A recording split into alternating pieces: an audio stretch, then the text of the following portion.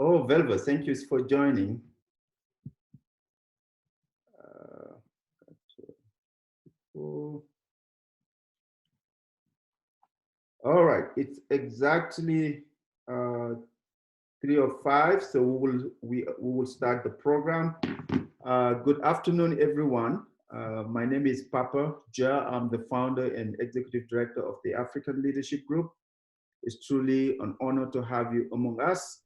And I want to start by just kind of sharing with you. We realize that this current moment that we are in is very difficult.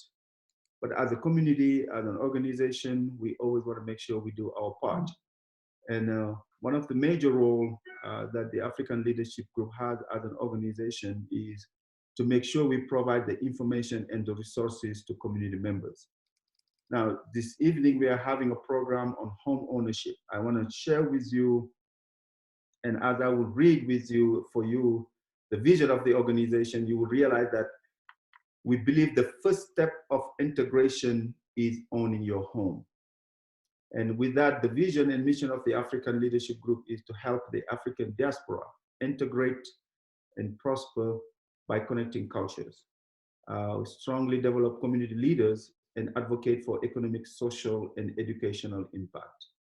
And obviously, if you see that our three layers are educational, social, and economic impact, if something like COVID-19 happened, you can see that as a community, we are heavily impacted at large. So that's why we took it on us and to make sure that we provide information and resources to community members at large.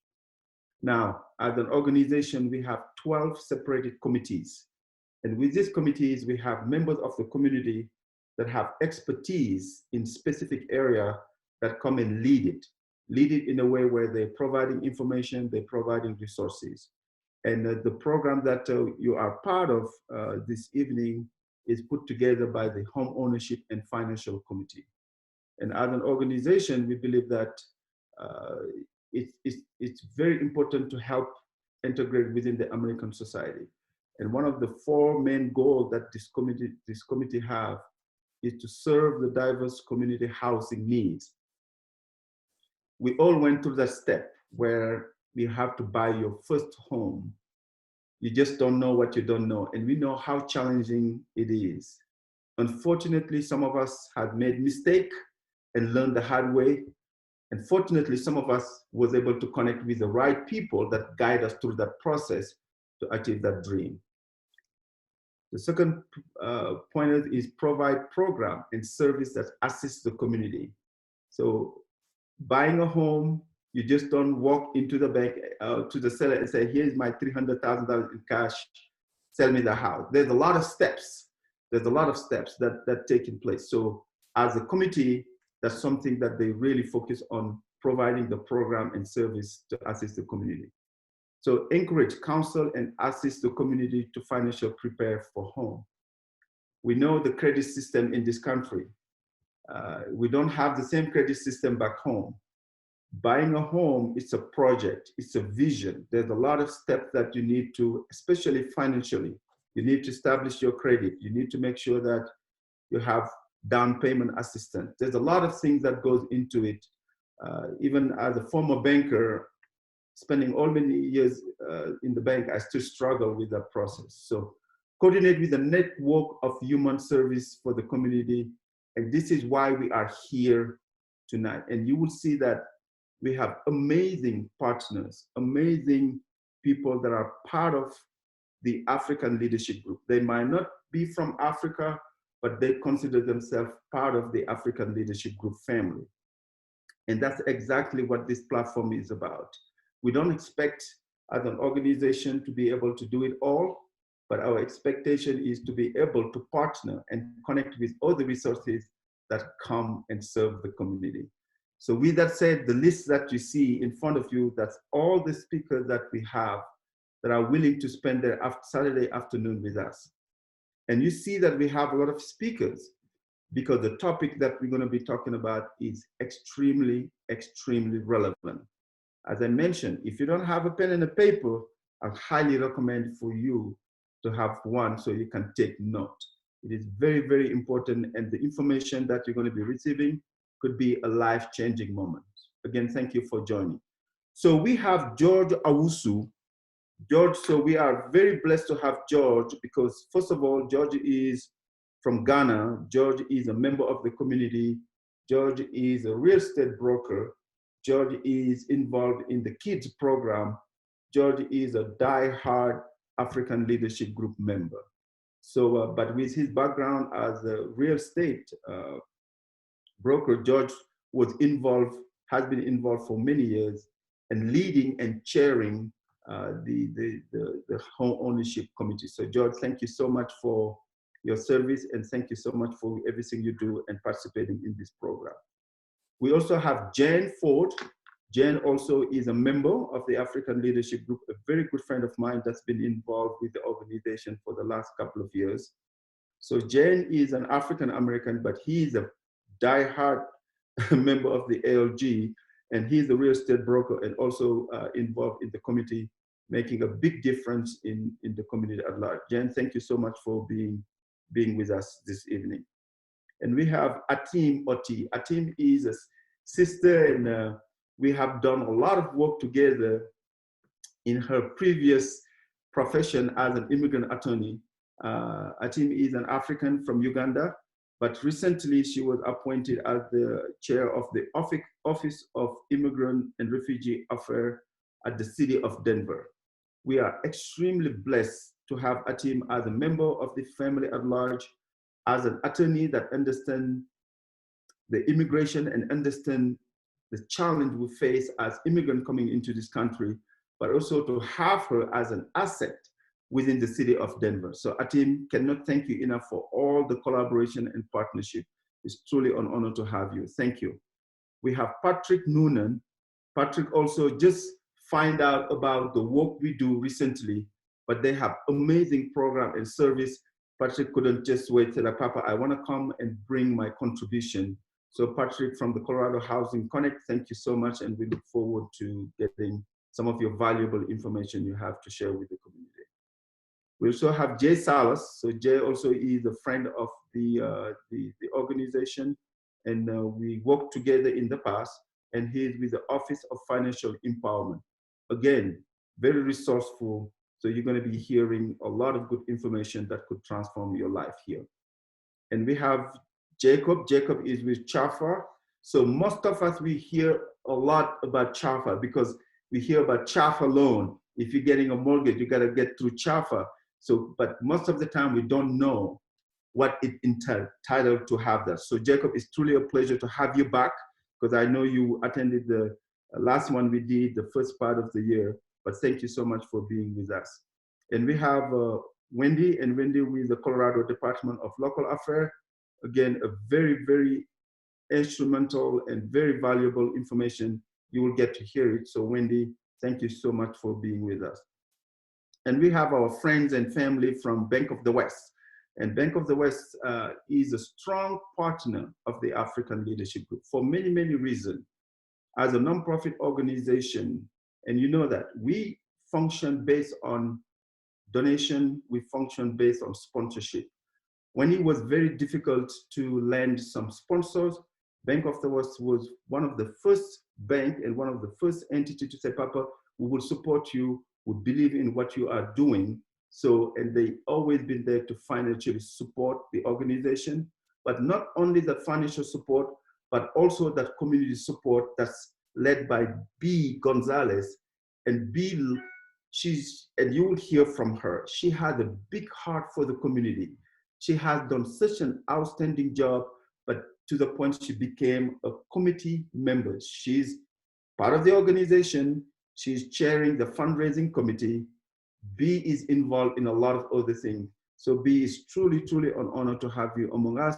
And we have Peter that work with B, and we have Astu also that work with B. So those are the Bank of the West folks. So that was in a nutshell the presentation for all the speakers that we have, and you will get to hear from them here shortly. But we would like to kick off this presentation with a friend of the family, a friend of the community, somebody that ran a campaign recently and get to know the community and get to know the need of the entire city of Aura. So Omar is a mentor of mine, somebody that I look up to, but somebody that really appreciates and loves the community. And he's the president of also of the Aura branch of the NAACP.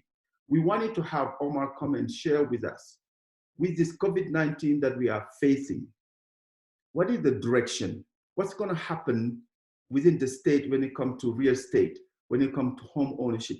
What are those things that we need to know at the state level? So when we engage with the speakers that we are talking to, so how do we take those resources and apply it? Omar, pleasure to have you. So thank you so much for everything that you do for the community. So the floor is yours, and welcome. Thank you, Omar. First, I want to say thank you, Papa, for the invitation. The Aurora branch of the NAACP is always looking forward to working with the African Leadership Group. And more importantly, you and I, a year ago, maybe even 2 years ago, was talking about how do we bridge the gap between our African and African-American community. And it starts with programs like this, where we both have the same interests and want to make sure when we talk about home ownership that there's access and equity. And sometimes that's not there.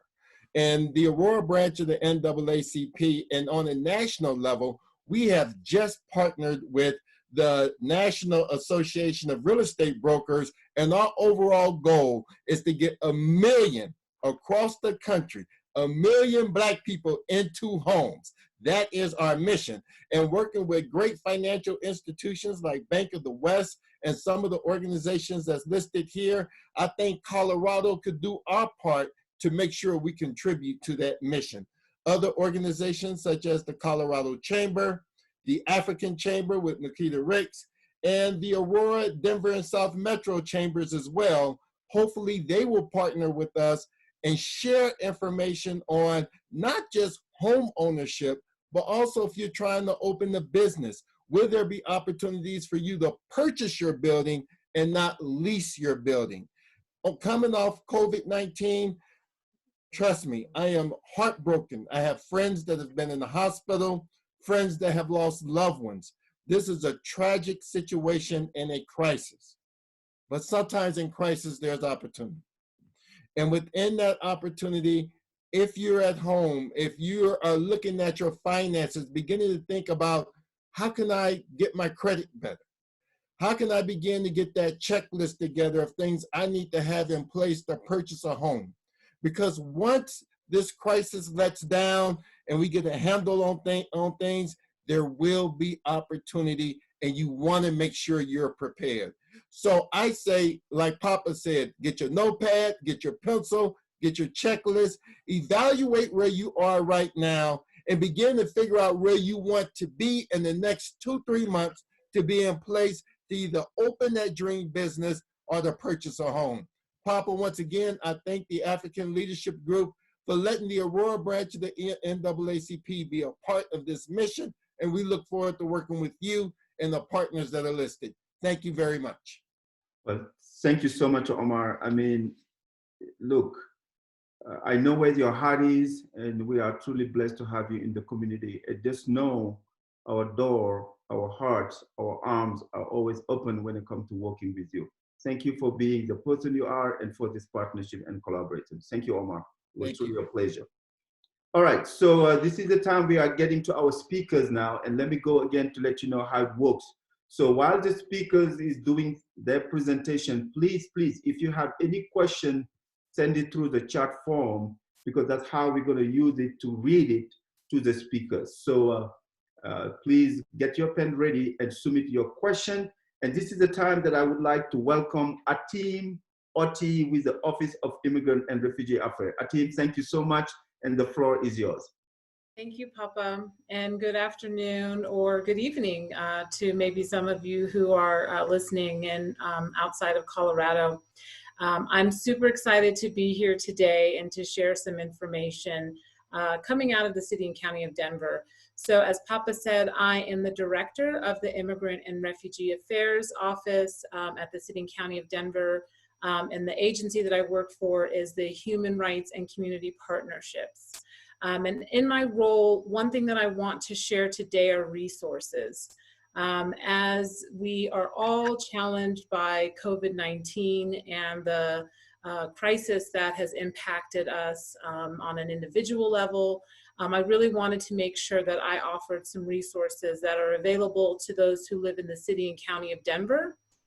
But I also recognize that there may be individuals who are in other cities or counties around Denver metro area. So please reach out to your city as some of these services may be available. So I want to make sure that everyone understands I don't specifically work in these entities in terms of the resources I'm going to share, but I really wanted to make sure that you have them.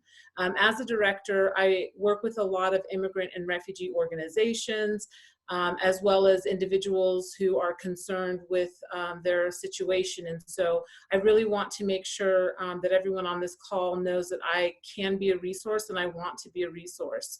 So if you have questions about eligibility, if you have questions about a program that you've heard that the City and County of Denver is offering, please reach out. I'm happy to try to connect you to the right person. One of my colleagues is on the line in his office. As you'll hear, they have a lot of wealth of information as well as resources. So we are here to serve our community. So please use us in that way. In terms of the resources we have here, there's a list of housing resources that I just wanted to make sure community members were aware of.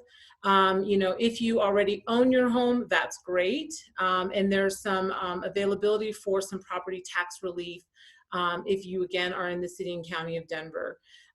There's also a few different rental programs and utility assistance programs if you are just in a challenged situation right now and need that assistance.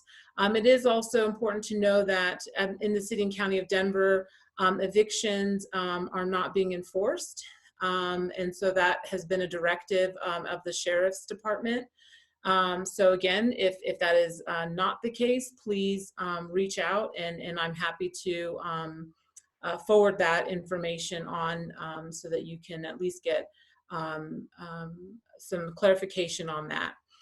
So there's a few housing resources on the left, and then on the right, I wanted to share, these are supports for residents right now.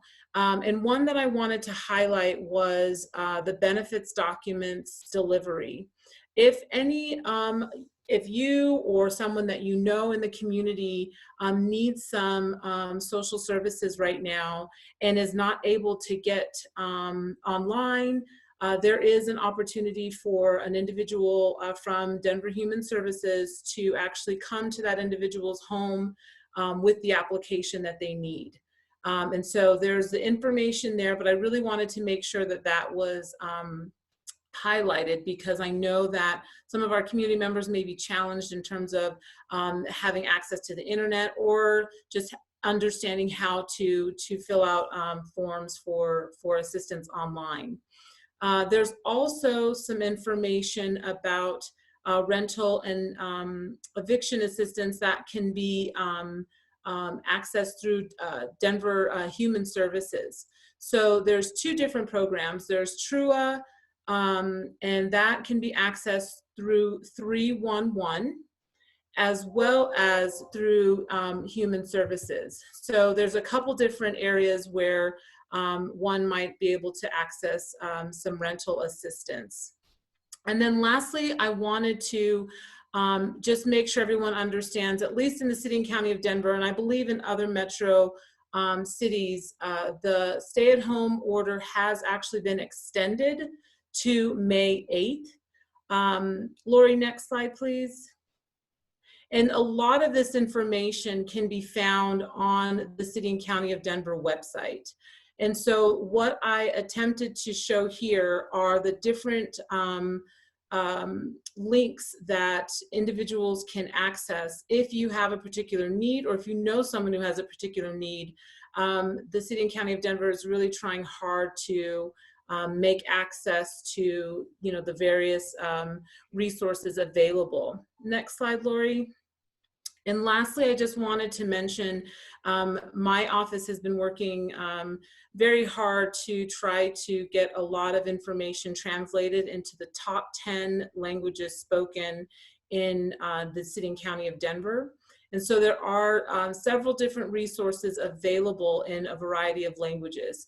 I wish we could translate into all languages, but that's not something that we have the bandwidth to do right now. However, if there is a resource that a community member needs that is not in a language that is in the top 10, please feel free to reach out to me, and I'll put the contact information for my office in the chat. And we'd love to hear from you and try to at least get that information to you. And with that, I'll take questions. Thank you so much, Atim. And while we're waiting on some questions, could you clarify on some of the community members that reside in different county, Aurora or the, Castle Rock or something, but if they have some need, how can they work with your office, or are you going to need to send them back to the city that they reside? So that's a very good question, Papa. So I do, most of my work is in the city and county of Denver. However, I know a lot of different resources, and that's my job as the director of the Immigrant and Refugee Affairs Office, is to make sure that I have a broad network that I can work in. So if you do need assistance, I may not be able to exactly give you a Denver resource, but I can definitely connect you to some likely partners that I work with in other cities to get the supports you need. And I know on this platform we are talking about housing, but your office does much more than housing. Could you touch base a little bit on that? I'm sorry, Papa, say that one more time. I was reading a question. So what I was saying is, I know in this platform we're talking about housing needs, but I know your office, you do much more than that. Could you touch base a little bit on that? Absolutely. So in my office, it's a very big umbrella, immigrant and refugee affairs, but it's a twofold, or at least a two-way office in terms of the activities that we do. So some of our activities are in the community where we are trying to build leadership within our... Go ahead, Atin. All right. Did we lose her for a minute? Laurie, can you hear me? Yeah, she's frozen, Papa. Her Wi-Fi is frozen. Okay. All right. So hopefully can you reach out to her, Amadou? Laurie will text you her number so you can reach out to her. So, all right. And I know I see somebody ask a question. Could you please repeat the order of stay home? And somebody respond until May 8th. So, Bintu, thank you so much for responding to that question. So, and we will share with you a team contact information. So if anybody wants to reach out to her with follow-up questions. So thank you so much. All right, we'll get things more moving. And next we have our own George Awushi and Jan Ford. So George, the floor is yours. Thank you.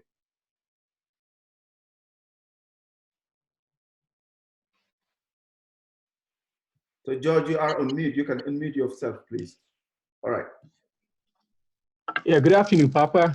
Everyone, thank you, Papa, for that warm greetings. Good afternoon. I know some of you, it may be, evening or in the morning. But first and foremost, I would like to thank you guys for taking the time to be here with us. And then also would like to take this opportunity to give a huge thank you to the ALG staff members and then all our speakers. We really appreciate you guys, and we cannot do this without you guys. So thank you guys. Just want to, so my name is George Owusu. I'm a real estate broker, owner of Owusu Realty.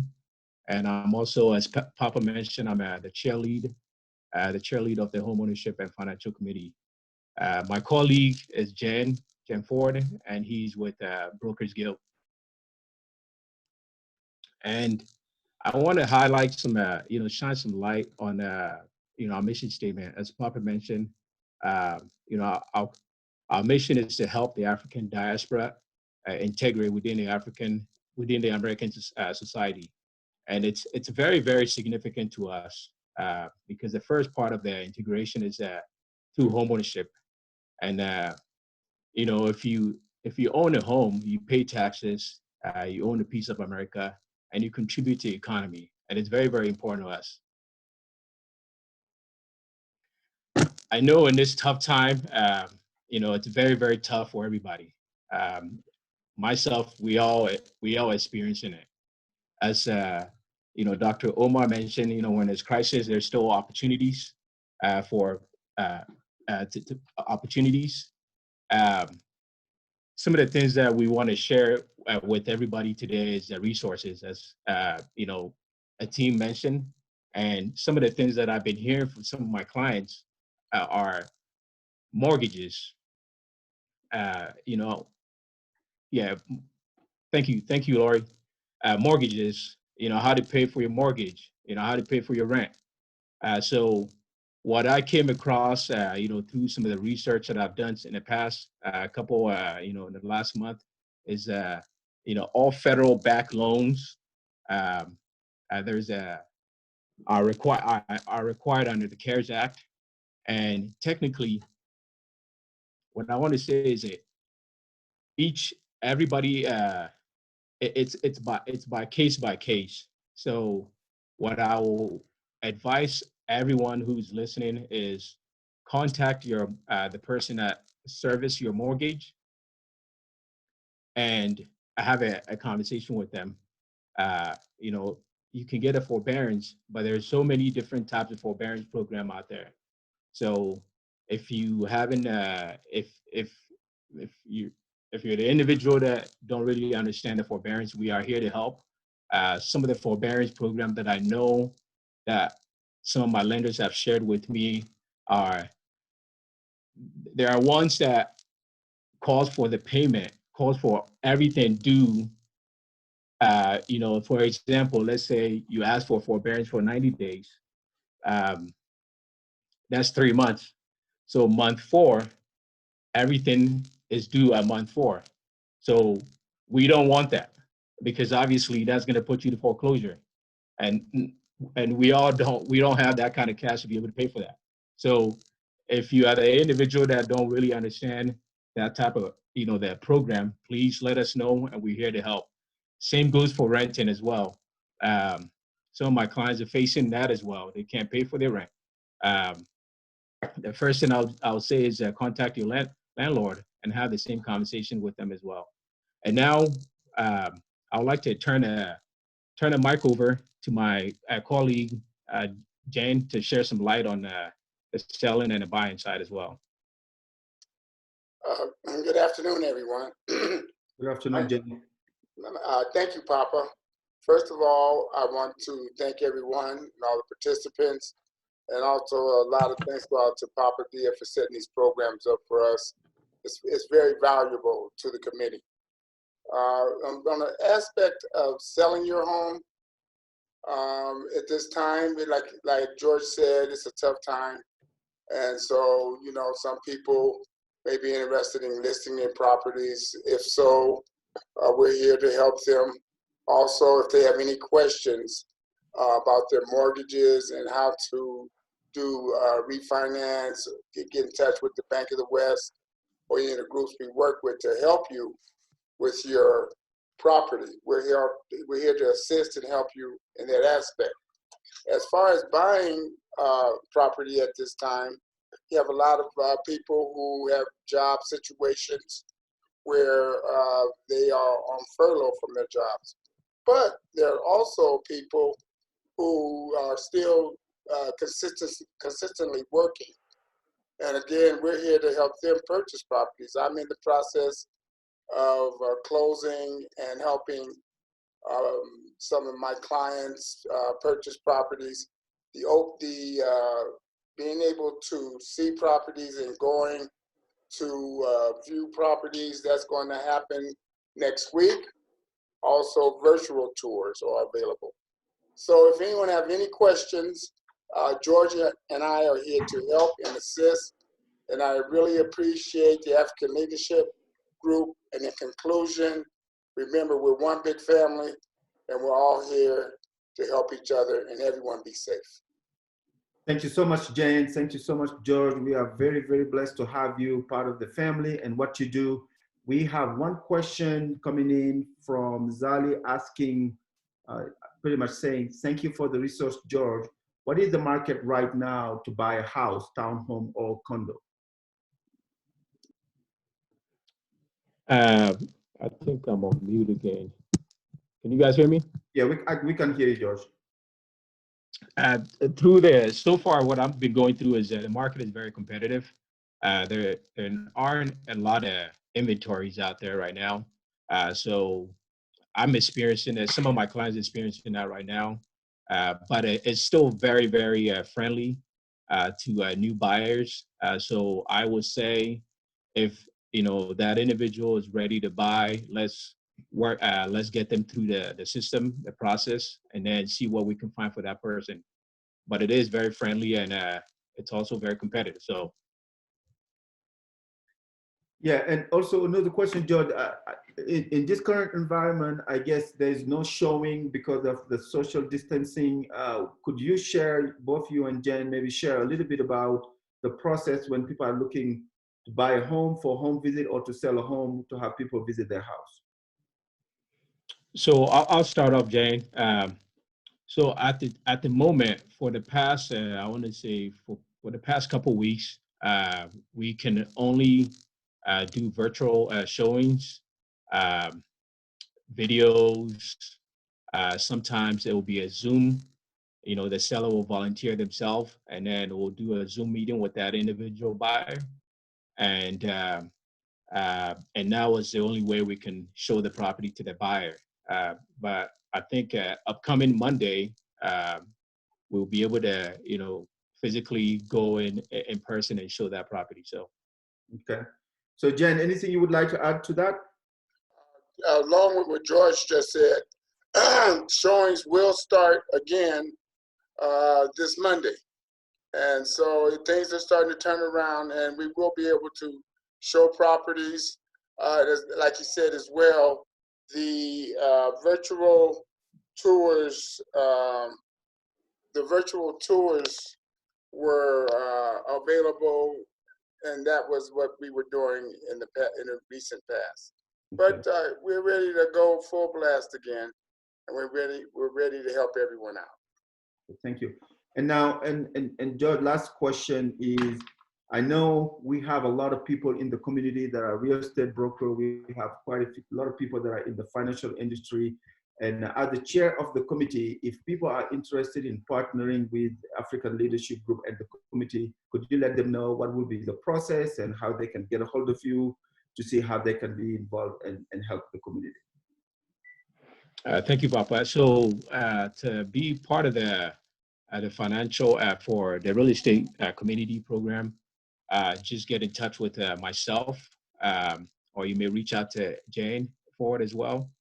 You can reach me. I think my number is displayed there pretty much everywhere. Or you can also get in touch with, if you can't reach me, I think you can also reach out to Laurie, and Laurie will be able to pass my information on to that individual. Thank you, George. One thing I will add is, I know for a fact we have a lot of community members on this call right now. They are looking to buy a home, they are looking to sell a home, they are looking to have access to those resources, and there are plenty need out there to go and help the community. So if you are attending this call and you want to be involved, you want to help, please just know there's a lot to go around where we each can play a role and impact someone. So George and Jen, thank you so much for your presentation. Thank you so much for everything that you do in the community. Now, if you are joining us, if you have not registered, I would highly recommend for you to register, because there are some raffles, some prize that we're going to be giving, and it's going to be coming out next. And also just want to remind everybody, please just chat in your question as the speaker is doing their presentation, so we can read it. So now I want to bring Patrick, and Patrick is the Colorado Housing Connect Manager, Brother Development. you will see that they have a lot of resources available and a lot of information. So Patrick, thank you for making time to join us. And please, the floor is yours. Thank you. Thank you so much for inviting me today. It's a pleasure to be here with you. And as you mentioned, we do a lot when it comes to housing and have some great resources to share. So anything that people might want to know about housing in this market, we try and find an answer for it. Next slide, please. So there are a couple great programs coming up here for folks who may be having trouble in this economic climate with affording their rent or their mortgage. We'll hear a little bit later from the Division of Housing, Colorado's Division of Housing, but beginning on Monday, thanks to some support from them, Brothers Redevelopment will be operating a pool of funds for assistance for people who may be having trouble with their rent or their more documents you have to provide, and there are different criteria. I'm not going to get into that too much in detail here, but I did want to point you to that resource. That beginning on Monday, you could visit our website, brothersredevelopment.org, to learn some more. Or if you don't have access, or maybe somebody you know doesn't have access to be able to fill out an application online, you can give us a call at our Colorado Housing Connects helpline, and that's at 844-926-6632 number. Not only is there a statewide program that will be helping folks over the next couple months with rental or mortgage assistance, but as the team mentioned earlier on, there's a program specific for folks who are in the city and county of Denver. The statewide program, it's looking to help people impacted by the COVID-19.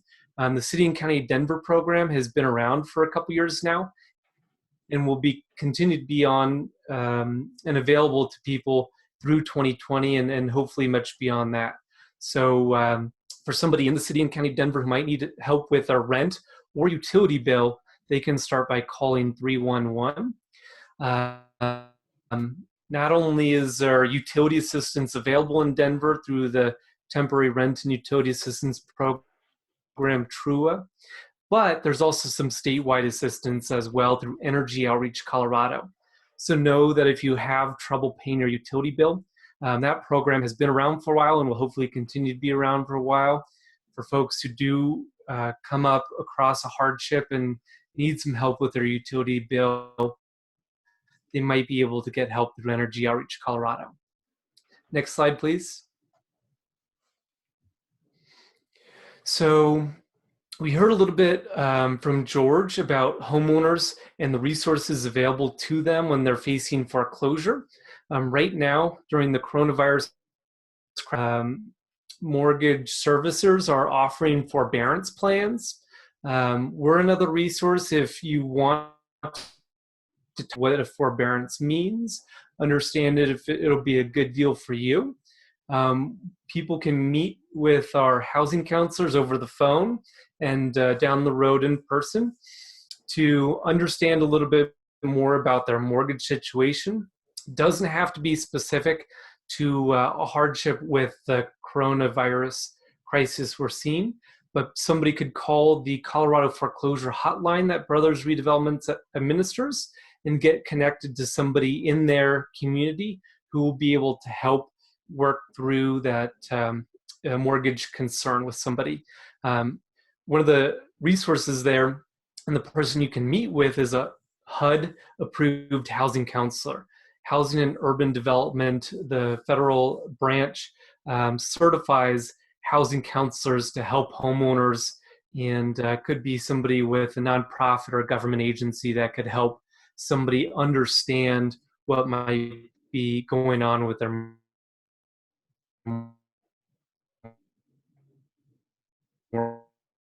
help people through tenant landlord issues. We have questions about, some landlords aren't making repairs on a property, somebody's not getting their security deposit back, whatever tenant landlord question might be, we can answer those questions. People who are looking for affordable housing, maybe they need a repair. They're already a homeowner, but need a repair to their home or need painting on their home, the exterior of it, especially for seniors and people with disabilities. There are different programs out there.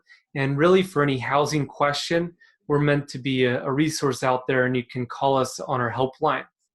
We'll hear a little bit more, and Papa mentioned earlier on about CHAFA and what a great resource that is for first-time home buyers. Brothers Redevelopment, before the coronavirus crisis, offered 4 different first-time homebuyer classes, free in person for folks who were looking to get a CHAFA loan. And right now we're doing those virtually, and there are some different resources out there to be able to learn about homes, but the CHAFA curriculum, you come away with a certificate, and it could maybe even help you qualify for a down payment assistance grant or loan, and we might hear a little bit more about that later. But if you want to learn how to start the home purchase process, maybe answer some of your questions, you can go to our website to learn about our in-person classes when things blow over here, or how to take a class online as well. Next slide, please. I also wanted to say we like to talk a lot about housing at Brothers Redevelopment because that's what we do all day, every day. But there are additional resources for seniors who may be trying to understand the public benefits available to them. They can call our Housing Connects helpline as well to understand what those resources might be and work one-on-one with somebody. Another great resource we like to talk about, Hunger Free Colorado. They have their food resource hotline. If you have any concerns about being able to afford your food, if you have lost employment, please give them a call. They also have a lot of great resources on their website about what's still open and available during this coronavirus crisis, and any other essentials somebody might need, whether, come August, back to school supplies, clothes, formula for the kids, whatever might be. 211 is a great resource, and you can learn a lot from them by either calling or going to their website. So that's my short version of some of the resources that might be available to you. Please let me know if you have any questions, and don't hesitate to give us a call. Well, thank you, Patrick. Great presentation, and definitely, yes, I have some questions that came in. There's a first one that asking, hi, Patrick, is CHAFA still funding right now? And I'll let, I believe it's Jacob who will be joining us in a couple goes here, answer a little bit more about CHAFA right now. Okay. So the next question that I have, if your bank transfer or sell your loan to another bank, does your PMI restart?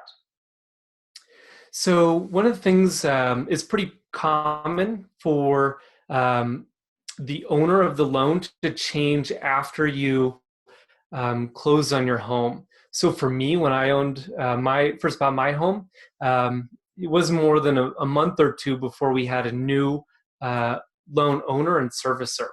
And the important thing to keep in mind there is the terms and conditions of your loan aren't going to change. And so it's not automatically going to restart. If you have an FHA loan, you usually have that mortgage insurance for the life of the loan.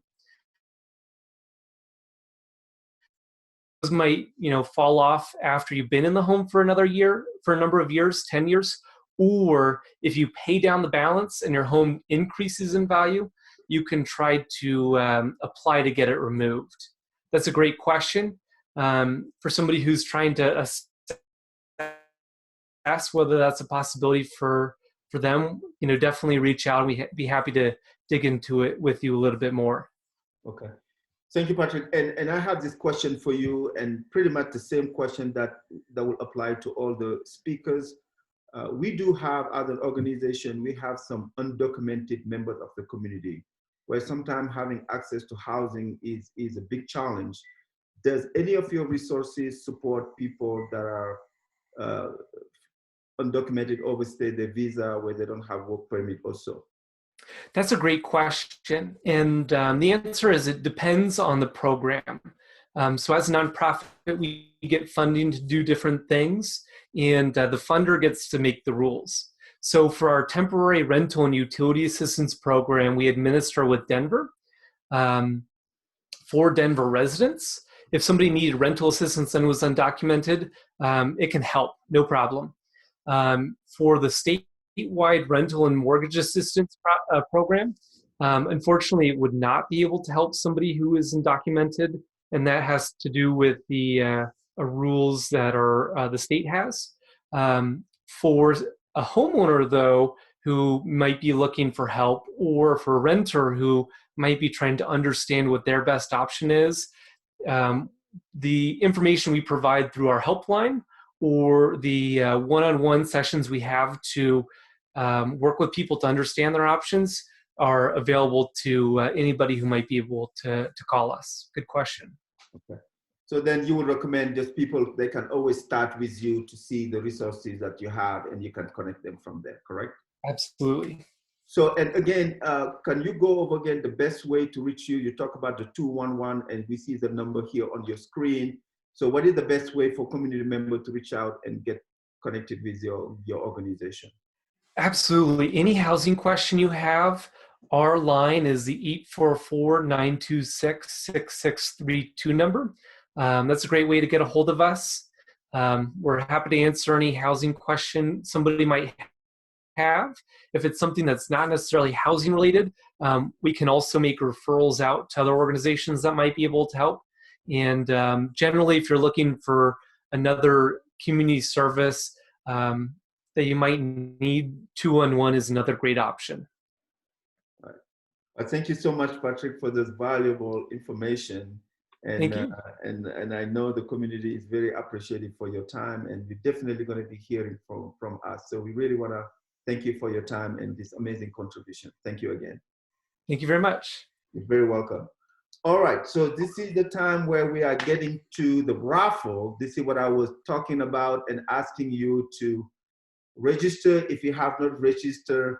So I always messed up the raffle, so that's why Lori fired me. So hire somebody else that will come and tell you how the raffles work. So B. Gonzalez, that's part of the African Leadership Group Fundraising Committee, is going to tell you how these raffles work.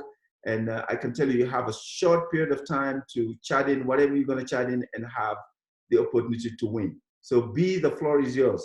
All right. So far, guys, wow, right? What amazing information are we all getting? And I'm happy that all the speakers are here to present, and we still have more. So hang on. So we have 5 raffles for everyone today. And so here are the rules. So let's not even touch anything until I say go. That's the magic word, is go. So we are raffling off, since we're all staying safe at home, an exercise ball and a cute Bank of the West teddy bear. These are high commodity. Everybody wants them because they're nice and squishy and soft, and who doesn't like a stuffed animal? Anyway, so the rules are simple. You have 20 seconds to guess a number between 10 and 200. Okay, 10 and 200, everyone. Along with your full name, first and last name. Okay, you're gonna, on the bar below, you see where it says chat. If you can please press on that and put in the number you think it is, along with your full name. From there, guys, we have 20 seconds to do that. The person that comes the closest or actually picks the number will be the winner. If we have several with the same number, we'll pick the first one that came in. So that's why it's important that you put in the right information. So for just a nickname will not work, your full name. So ready? Go. 20 seconds, the winner. So I'm going to be chatting my number. Oh, by the way, I know I have Pastor Charles, the chair of the African Leadership Group Board. Thanks for joining us. And we have a couple of other board of directors. So thank you so much, guys, for joining and being part of it. Yeah. So, yeah, if the 20 seconds is up, B, I will let you. All right. So now, can you tell them how we're going to announce the winner? And when I'm sorry, I forgot that. So we're going to place the winner, the number up, lucky number 40. And we will announce the winner at the end of this presentation. So hang tight, and at the end of this lovely presentation, along with the great information that you'll be getting, you'll also know whether you won or not. So the first raffle, the number was number 40. Number 40. Oh, I know I did not get that one right. So I'll be waiting for the next one. So I'll No, be. who got it right? So we'll know who got it right. Okay. All right. I'm going over the numbers right now. So Yeah, and we will guys have right the winner at the end of the presentations, all the presentations, I should say. Okay. All right. Good. So we're gonna carry on with our next speaker, which is Jay Salas, and Jay is with the Office of Financial Empowerment. Again, some valuable information that Jay is going to be sharing with us. Jay, thank you so much for being with us, and the floor is yours. Thank you. Thank you, Papa. Good afternoon, everyone. Good evening to some people. I know that there were some folks that are on the East Coast, I believe, one of them being your sister, right, Papa? That is correct, yes. So hi on the East Coast to those folks, and good evening. I'm very honored to be here today, and I'm from the city and county of Denver. My name is Jay Salas. I'm the director of the Denver Office of Financial Empowerment, and actually we just rebranded, so it's Denver Office of Financial Empowerment and Protection, because we've now added a new consumer financial protection division, and I'll talk a little bit about what that division also does. I think all of you are probably wondering why I'm wearing a bright orange suit with a Denver Broncos hat. Well, many of you know that the NFL draft is happening right now, so I'm a huge, huge Broncos fan. I still live in Denver. I grew up most of my life here in Denver, and so I just encourage you all, as we're talking about home ownership and as we're talking about integration into Denver and into Colorado or wherever you are, you can be a Broncos fan even on the East Coast. So I just encourage you. It just makes life so much easier to be a Broncos fan here because we have a spirit of winning here in Denver. So and I didn't get drafted to the Broncos. That's not why I'm wearing this, but I did get drafted to even a better team, a more important team, and that's the African Leadership Group. So yes. Brought me on board, and I'm going to be your all-star, and my team is going to be your all-star, and so is everyone else that is on this call and are on this presentation, because I know many of them. I've worked with Patrick, I've worked with B, Papa, Wendy Hawthorne is on here, of course, a team, and so I will tell you, you have an all-star lineup here to help you, not just during these tough economic times with COVID, but down the road. And I have to just say one thing is that I am super impressed with all of the presentations thus far. But Omar, I have to second what you're talking about. And as you talk about how there might be, tough times right now, both financially, public health issues that are going on within our communities, but oftentimes in crisis, there are opportunities to take your life to a whole nother level and to really get on the path in a different trajectory. And so homeownership is one of the key things that I'll talk about, and also how to protect those assets, how to generate wealth. And you can generate wealth in a number of different ways, through small business, through home ownership. But I will tell you this, that my grandfather told me when I was a young kid, is that invest in real estate, whether it be commercial or residential, because the Creator is not making any more land. The earth is not growing. And so if you don't carve out that path, then and you don't start staking your claim to real estate, it's going to be very hard to not only create wealth, but create generational wealth. And so I think it's a really important thing for us to really talk about, is how to create generational wealth, and also how to protect that generational wealth, not just during these tough times, but ongoing. And I think right now we can develop some really key strategies. That's one, leaning on the folks that are in the room today that are really here to help you, protecting the things, like your credit right now, because you may have lost your job or other types of things. And so I think that it's very important for us to really lean on folks to make sure that you don't get credit dings. Or if you are purchasing or looking to pursue purchasing or opening a business, don't be scared. Don't let things scare you, because my wife always says, what the mind can conceive, the body can achieve. And I think that's absolutely where we need to be. We really need to be on a positive level. You have all the professionals in the room right now with their networks that are here to help you and really help get you on the path that you want to be and make those dreams come true. So I'll talk about what our office does and how we can support you. We are, like I said, the City and County of Denver, the Office of Financial Empowerment and Protection.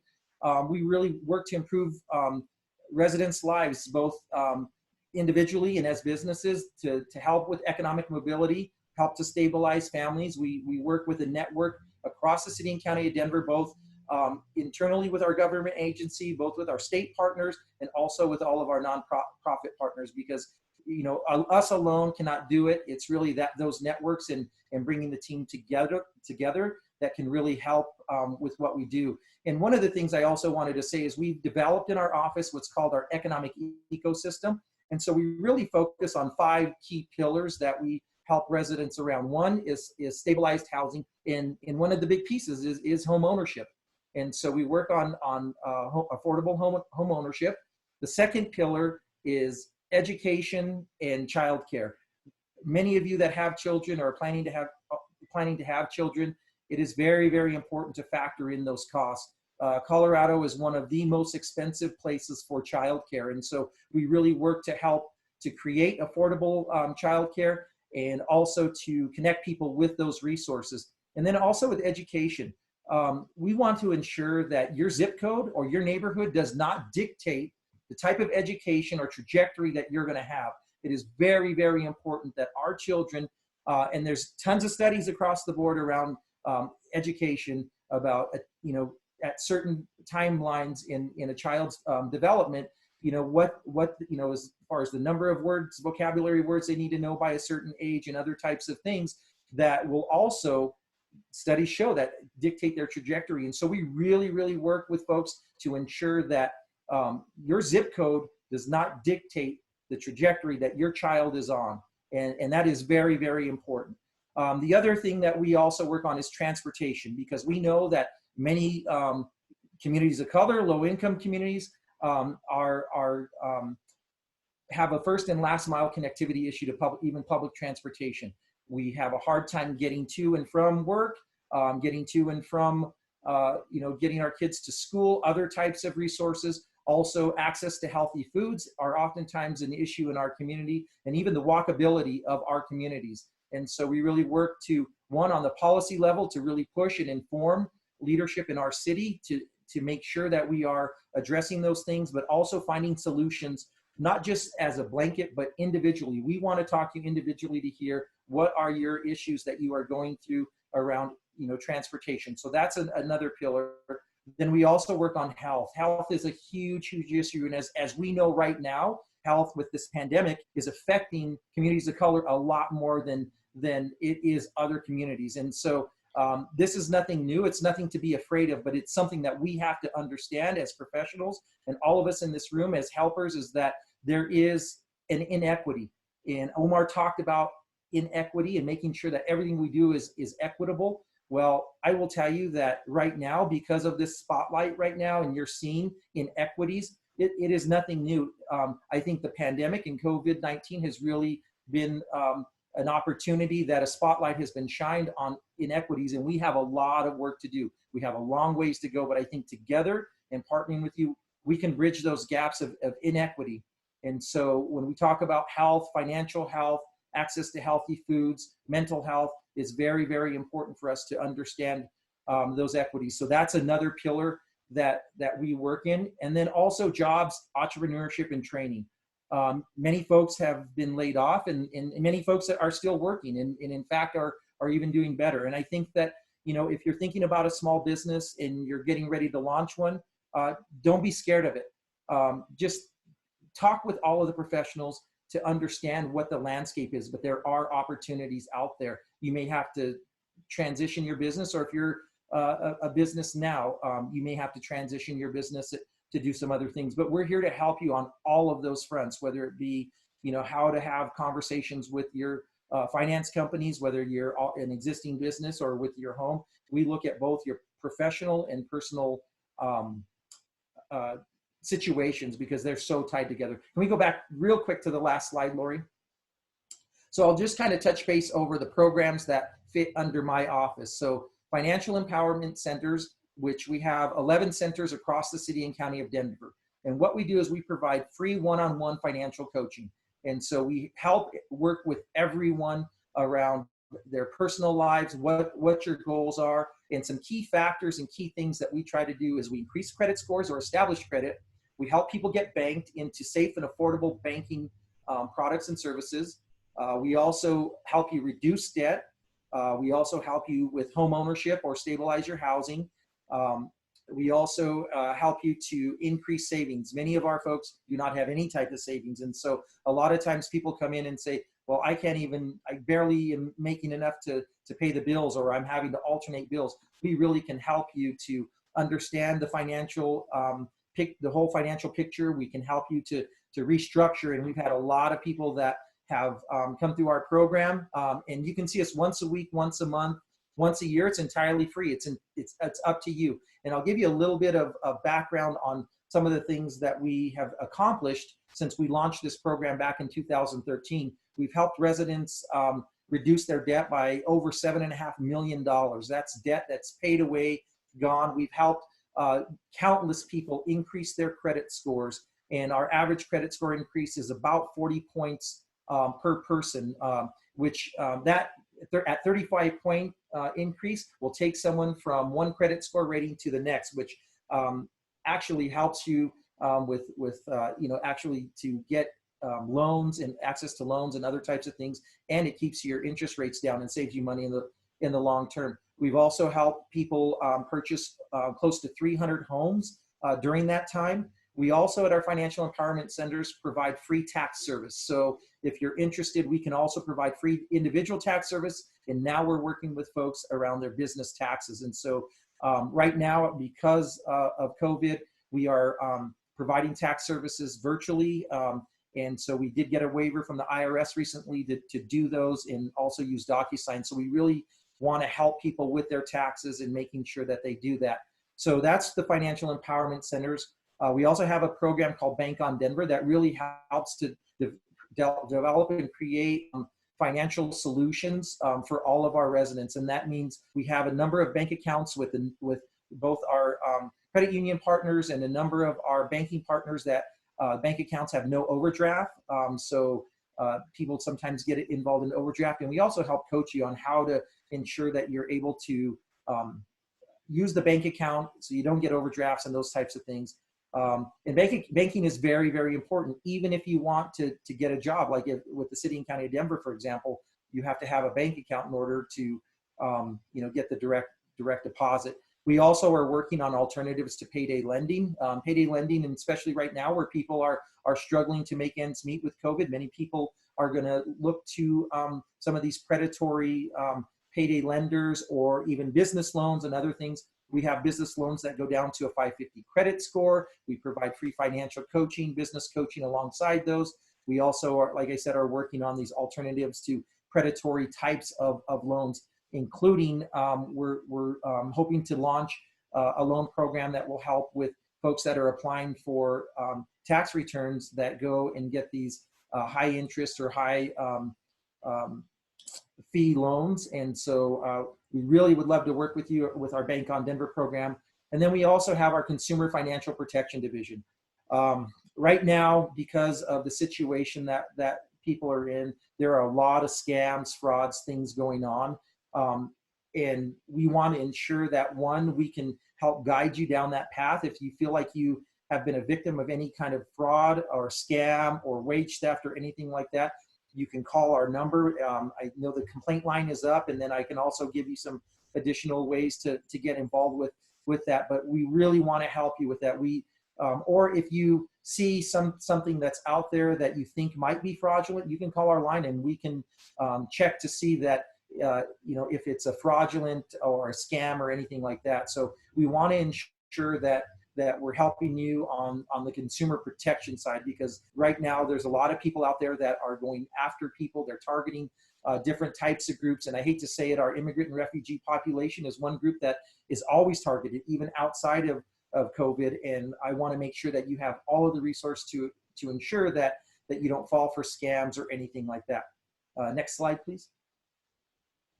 And so I'll just kind of finish with this. I know a lot of people that when we created this Office of Financial Empowerment back in 2013, they said, why are you housed in Denver Human Rights and Community Partnerships? Because that's the agency we are housed in. A lot of people think that we should be housed in economic development or maybe our housing office, but it was very intentional because we feel that financial empowerment, economic mobility is a human right. those 5 pillars that we talked about are human rights. And so we do everything, one, to help you create it, to empower you to create it, give you the information to make sound decisions. And then also we have the consumer protection to protect those assets and protect you from predators. And so that is why we're in human rights, because these are human rights issues.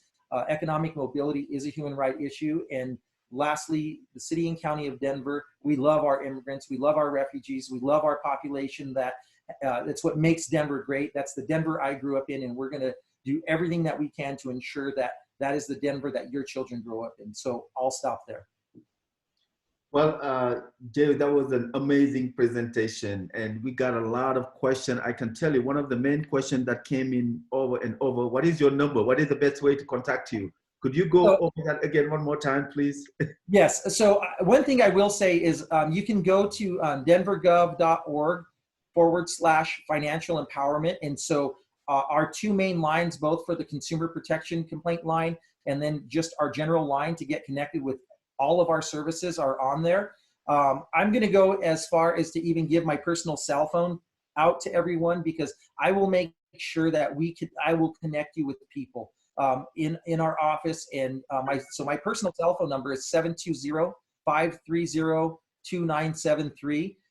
I know there's a lot of people on this call, and we're also servicing Denver, but I put my cell phone number on every card. And so it may take a day for me to get back to you if I get an overwhelming number of calls, but we will get back with you, and I will ensure that you guys get the services that you need, because I am a public servant. That's what I signed up for. And I take that title as very importantly as it is the title of being a husband and a father. Well, thank you so much, Jay. And Amadou, I don't know if you were able to grab that number and email. If you can just drop it into the chat, people are asking. So another question that I saw coming is, what are the costs for the service you provide, especially when it comes to filing for tax return? And is there any cost associated with that? Free of charge. We don't charge for any of our services. Well, I can tell you, Jay came ready for this draft. He came ready. He came ready to make sure that he's drafted #1. And my friend, I can tell you, not only you are drafted #1, you are drafted #1 for the Bronco. How about that? That's right. I also wanted to see if I have a couple documents that I can potentially send to Lori or to you to, I don't know if you could get that information out to the group, but it really talks about all of our programs, and then also who our managers are for each one of those programs within our office. But like I said, I'll put my information in there, and we'll ensure that I get you connected to the right folks. Thank you so much, Jay. That was amazing. Yes, definitely we will be able to share with the community. And again, if you have not registered, we would not be able to share those information with you. And before we get to the next raffle, I just want us to take a minute to really dissect the information we have gotten so far. And I, as an immigrant myself, and working for an organization that helps immigrants, I get to hear from the community member all the issues that we are facing. And I can tell you, one of the main issues is lack of information and lack of resources. But with this panel we don't have no more excuses, no more. And I can tell you, there's a reason as an organization, we believe the first step of integration is owning your home. If you are sitting out there and you've been thinking about buying a home for many years, and you are thinking about, oh, my credit is not good, or I haven't saved enough money, or I'm not making enough money to buy a home, don't let those fears stop you. Because here you have an entire team, from real estate broker, from banker, from somebody that can help you fix your tax return, somebody that can help you fix your credit. You name it, you have it here in this panel. So all I will ask you, all of you that's out there thinking of buying, just give these people a shot. Just try them. Because they're giving us, and I know what I'm talking about because I do it, I see it. So please, please, if you're renting and paying rent, know that you can use that money and invest it on your own home. It doesn't matter if you're starting with a townhome. It doesn't matter if you're starting with a condo. Just start. And I promise you, once you start, that feeling I can tell you, nobody could never stop you to tell you there is something that you can't do. So Jay, what a powerful presentation. So this is the time for the second raffle, but B and Laurie, I gotta let you know that you have people from Paris, you have people from Africa, and they're gonna chime in to put their number. You guys need to figure out how you're gonna mail to make sure that they get this winning prize. So B, yes. All right, Laurie, the challenge accepted, Papa. All right. Usual. All right. So B, the floor is yours for raffle number 2. Go ahead and All just right. maybe remind people the steps and what they need to do.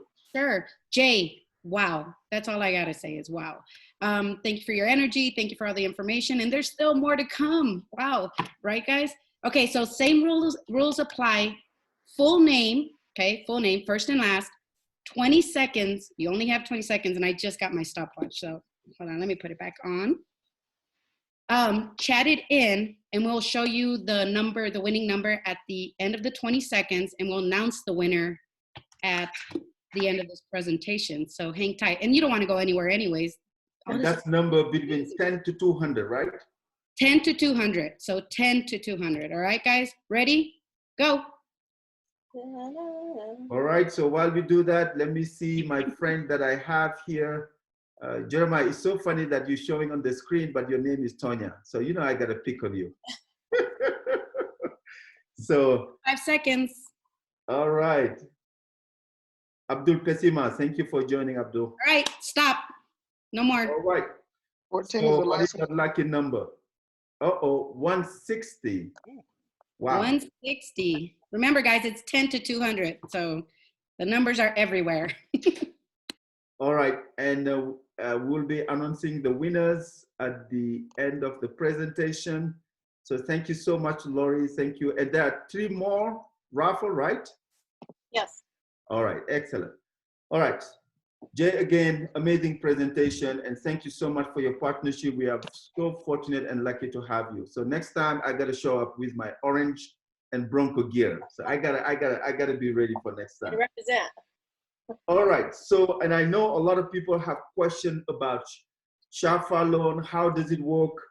What a better person to have than Jacob with the CHAFA program that's going to be here to tell us a lot more about the CHAFA program.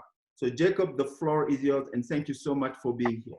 Oh, no, thank you, Papa. And I'm just happy to be here. I mean, I think it's a great organization, and just the outreach and the amount of people that you guys are in contact with, I think is great. And the purpose of the call, or the purpose of this, roundtable, I think is great and highly needed. So, yeah, so I'll just start out. That's a hard act to follow, Jay. So, anyways, yeah, I'll go to the next slide and I'll give it a start. So home ownership, mortgage loans, and down payment assistance, that's what CHAFA is known for. We do a multitude of things throughout the state. We do some small business lending, and then we do funding for multifamily housing projects as well, and oversee some of those properties. But of course, what we're known for is the down payment assistance programs that we provide to borrowers. And we'll get into that. The slides don't touch too deep into it, so I'll try to go quick in case you guys have some questions about the specifics of the loan program too. Next slide, please. Okay, so why is home ownership important? I think honestly, Papa, you wrap this up every single time I've come to one of your events. You always do a better job of advocating for home ownership than I think even I do. Sometimes you do a great job, but it does, it boosts household wealth through equity and appreciation, does provide some tax benefits, which we had heard about previously. It's good for the overall economy, provides emotional, economic, and physical stability, which, especially in this current era or time or situation, I think that's something that a lot of people are craving. And then it improves overall health and social outcomes while reducing crime. Again, I think, when we're kind of in this COVID era, you look at that and you can see the importance of owning your own home. But there are challenges today. There is a lack of affordability in the housing and a lack of inventory here in Colorado. Even with COVID and the market slowing down slightly, the prices still are relatively the same or haven't really budged that much. And there still is a lack of inventory. partly just because some people pulled their homes off the market. But just historically in Denver, we have a shortage of inventory. There is some interest rate uncertainty. If you look at what's been happening just at the market overall the last couple months, I mean, it has been low, and then it went, the interest rate went fairly high for about a week or two while people tried to figure out what was, happening with the market. Then, of course, it's come back down. But that is definitely something that people are watching. There is a tightening of credit or tightening of a lack of credit in the market currently. We have seen quite a few lenders, because of COVID and just the situation right now in the marketplace, raise their minimum credit scores for some of their loan programs. While CHFA necessarily hasn't raised any of ours, some of the lenders have just implemented some of their own overlays in this time. There's often a limited savings for down payment. That is something that is extremely challenging. I know Papa talked about that. When I first did my first home, it was a tiny little condo, and it was just about building that over time. And then for COVID related issues, there is obviously job loss, furloughs, reduction in wages right now, an inability to get homes listed or just to view those homes that are for sale. And then obviously there is some delay in closings right now too in the marketplace. Next slide, please. What are our current opportunities though? People are still getting housed in Colorado. CHFA is still closing loans. I know that there was a question about funding earlier. CHFA operates just like any investor would out in the marketplace. So we don't use the funds that we distribute for the state to help pay for our loan, our down payment assistance programs. We're self-funded in that sense. So we won't run out of funds. We'll always have that available either through the grant or through the silent second option, which we can break down. But we are still continuing to purchase loans and provide that down payment assistance throughout the state. And that's partly because CHFA is a trusted partner. We have some really great interest rates right now, and we are purchasing loans really quickly. So a lot of lenders are very comfortable using CHFA down payment assistance still at this time. We are throughout the state. We have a network of approved lenders, and that's who you're ultimately going to want to work with when you're looking at a CHFA loan program. As they're walk through, they do the loan qualification, make sure that you qualify for the down payment assistance program as well. We do purchase loans. And then, like I said, we do have the grants and the silent second loan programs available for that down payment assistance and assistance with the closing cost as well. We do also offer the free home buyer education. I know that was mentioned earlier by Patrick, and Brothers Redevelopment, seriously, they're an amazing organization. We work with a ton of different providers throughout the state that do some similar items to Brothers Redevelopment. They provide one-on-one counseling, credit repair, the home buyer education, obviously, but Brothers is great. And if you have any questions, I honestly would go back through them. They're an amazing organization. So, but we do provide that home buyer education. And like Patrick said, the classes were previously offered in person, but because of COVID and social distancing, obviously those were all moved online. The online classes are free as well. So where before in-person classes were free and online classes you did have to pay for, CHFA did make that an option for those online classes to be free as well during this COVID business.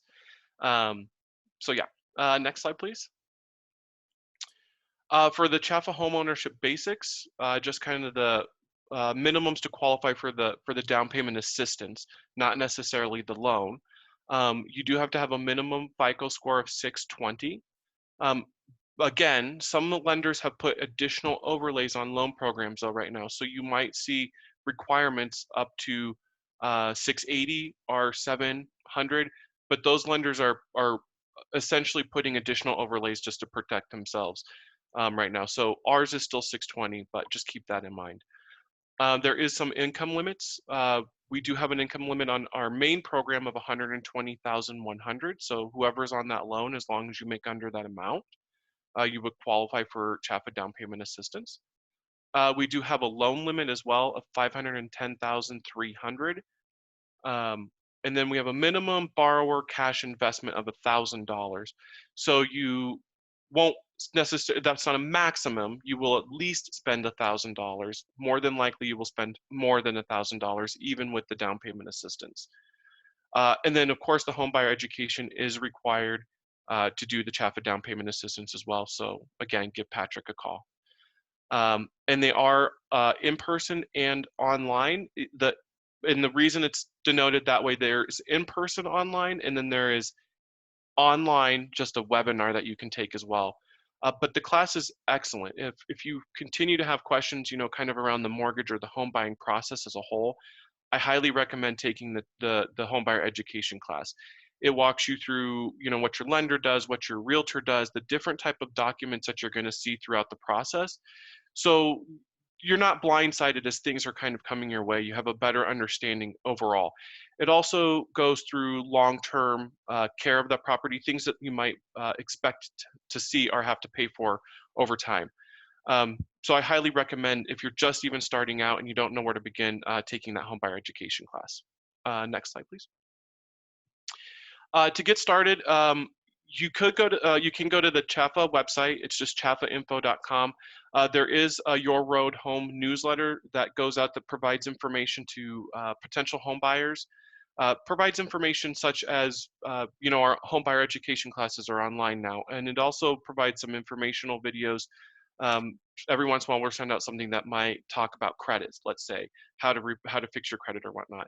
But it just gives tips, helps make you more confident and feel more empowered over time. I highly encourage, like I said, to take the CHFA home buyer education class. Like I said, the online version is free right now, whether that's self-paced or the live webinar. And then contact a CHFA participating lender to walk you through that. Again, the lender's really going to make sure that you qualify for the loan. And the way I like to think about it is that they will make sure that you qualify for the loan program, for the CHFA down payment assistance, and then access our programs on your behalf. Next slide, please. And then I think I'm ready, open for questions about the loan program too. So, or any of the loan programs, if you want me to break down the two different types or anything. Well, thank you so much, Jacob. Definitely, we had a lot of questions that came in. You are a popular guy, and your program is popular as well. So, some of the questions that I got here: how long does the PMI mortgage insurance payment last? Does it last for the entire life of the loan, or there's a time that it lasts? So that's a great question, and B might want to answer that again later, or maybe correct me, but because we're not an actual lender. So, but if you're doing a government loan or FHA loan, that is going to be for the life of the loan. If you're doing the conventional, it will fall off. You will have PMI initially, just because you're not, even with the down payment assistance, you're not paying a high enough percentage to not have that, generally. But that will drop off over time if you're doing a conventional mortgage. Okay. And also the other question is, do I have to pay back the down payment assistance refund? So great question. And that depends on the type of down payment assistance you get. So we have two forms. There is a grant, which is money that you do not have to pay back, but it is not quote unquote free money. The interest rate associated with that mortgage is higher because you took the grant option. But the benefit is you don't have that hanging over your head long term. You're not obligated to pay anything back. And of course, you can always refinance yourself into a lower rate later on if you want to do that to save yourself some money. The silent second option, which is just a second mortgage essentially, you do have to pay back. However, it does not accrue any interest, and it doesn't have a monthly mortgage payment associated with it each month. So it doesn't hurt your purchasing power. It doesn't bring down how much you can buy. So let's say you borrowed $9,000 today to help assist with that down payment assistance. You live in your house for 10 years and then you go to sell it. You will need to pay that back, but it will be for the same amount, $9,000. So most of the time that is paid out of equity when you're refinancing or you're selling that home. Yeah. Okay. So thank you. The other question is the first step to get the financial assistance is the first step is to take the education class? You could do either or, either one of two things. I personally would take the class first, but you could take the class first, or you could talk to a participating lender.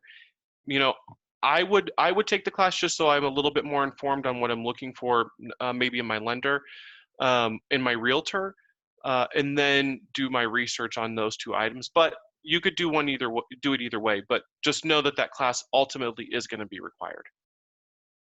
Yeah. And we got a lot of questions coming in. I might have to, we might have to compile this and get it to you.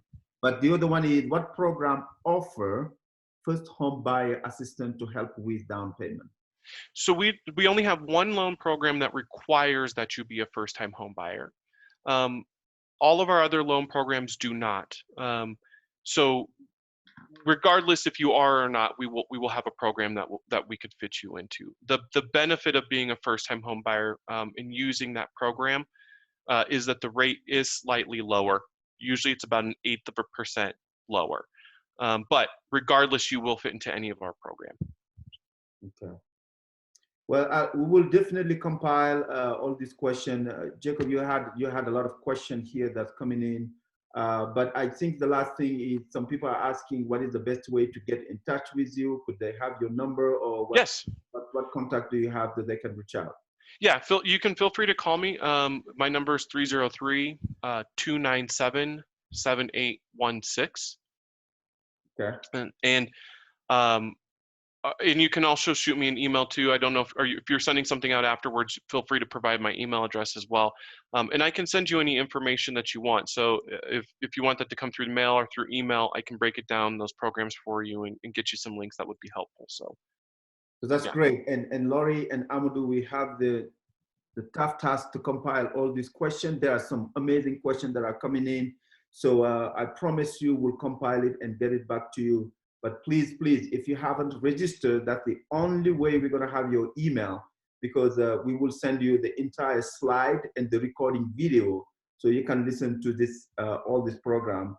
And Jay, I got to tell you, there's some trash talking coming in, asking, are you sure that you don't want to become a Patriot fan? So somebody's asking if they're going to get you to New England and turn you into a New England fan. So just wanted to let you know. Well, I don't want to take up much time, but I will just say this. If you look at the mass exodus of some of the great players from the Patriots, I don't know how bright their future is. Like I said, if you want to get on a winning team, it makes life so much easier. The Broncos, we're moving forward, great draft picks, and you just wait.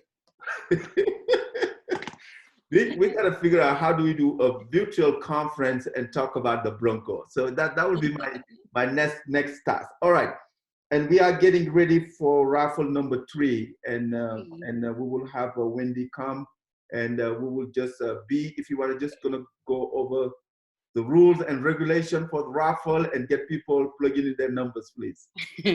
Go Broncos, right? Jacob, good job following Jay. I just had to say that because I know you were like, oh, but great job and great information. Okay, guys, same thing. 20 seconds, full name, number from 10 to 200. We'll show you the number as soon as the 20 seconds are done. And we will name the person that won after this amazing presentation. I don't think I missed anything that time. So on that lovely note, go. All right, and while you are plugging your numbers, Jusso, I see you, thank you for joining. And Ibrahim Idris, thank you so much for joining. So we had a huge representation from the community. So thank you so much. And we got those numbers coming in. So Max, thank you for being here. All right. All right, so time is up. No more guesses, no more guesses. All right, and this is 125. Who picked these numbers? Can't tell. All right, and we'll be back to announce the winner here shortly. And again, while I'm about to introduce our next speaker, but I strongly believe that we all have the resources that we need if we are looking to purchase to really make the first step and get it done. So our next speaker is Wendy, and Wendy is with the Colorado Department of Local Affairs. And also great information you're going to be hearing from Wendy. Wendy, thank you so much for being with us. The floor is yours. Sure. Thanks, Papa. Thanks, Lori. Everyone hear me okay? Yes. Yes. Okay, great. Well, thanks for having us. I was able to present a few months ago at a similar forum and was really happy to be invited back. I work for the Colorado Division of Housing, which is a division at the state government in the Department of Local Affairs. And go ahead, Lori, to the next slide. I just wanted to talk a little bit about what's happening at the state level, given the current situation with COVID. On March 20th, Governor Polis signed an executive order addressing evictions and foreclosures. It didn't prevent entirely evictions and foreclosures, but Governor Polis was very clear that he wanted landlords and lenders to be mindful of the serious public safety concerns and challenges people in Colorado are facing, and that housing, keeping people housed is of utmost importance right now. Go ahead to the next one. Evictions are temporarily suspended in many parts of Colorado through the judicial branch. So many of the courthouses are not hearing eviction cases. They're only hearing cases that are, very important for public safety and health, and evictions is not considered one of those. There are also several sheriff's departments and local governments that are having the sheriff's departments and police forces not do eviction work. So in many cases, there are no evictions happening right now. In fact, we haven't heard of any. We've heard of threats.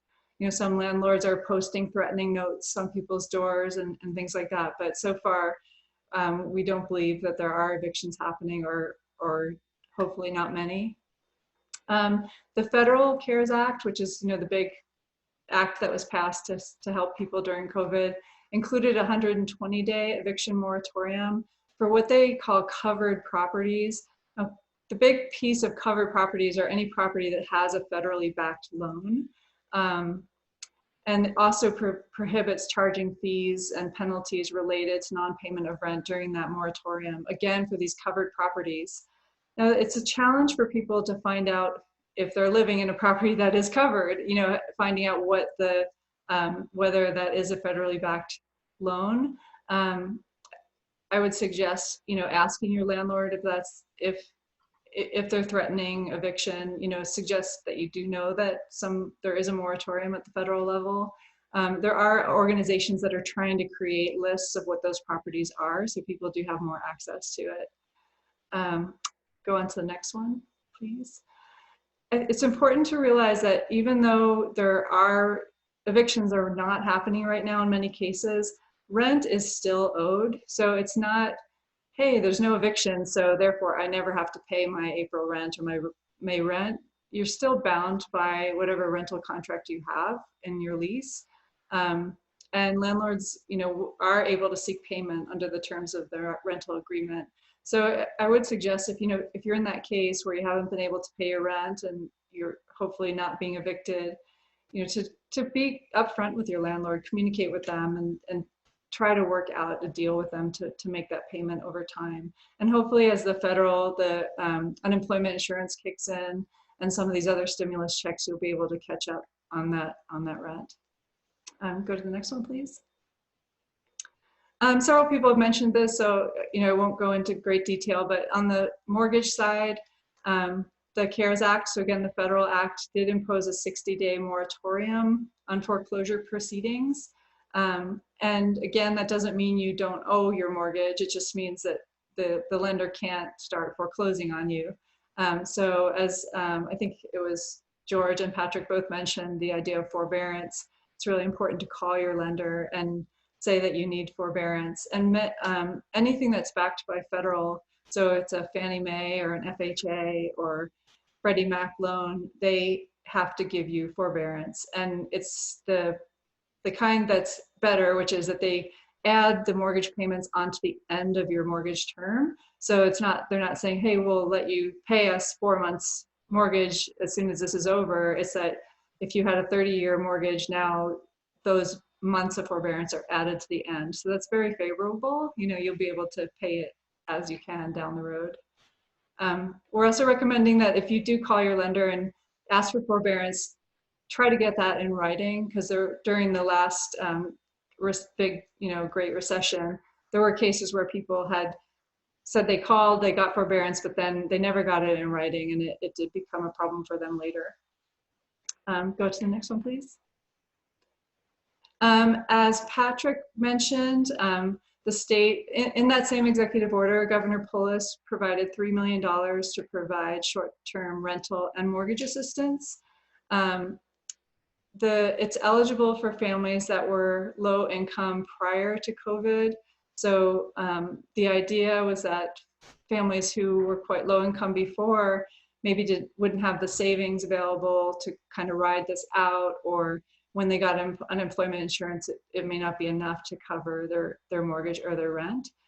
So just as an example, it's a family of 4 in Adams County earning about $46,000 or lower would be eligible for that rental or mortgage assistance. And the state, we funded Brothers Redevelopment with this, as well as 17 other agencies across the state that are helping us get this money out the door. And to apply for those funds, you can call Brothers directly. Patrick gave you that information, or you can call 211 or go to www.211.org, and they'll help you find like what's the best resource for you and what agency you can work with for your area. Go to the next one. Oh, that's it. That's all I have. We're still parsing out the funds from the federal government.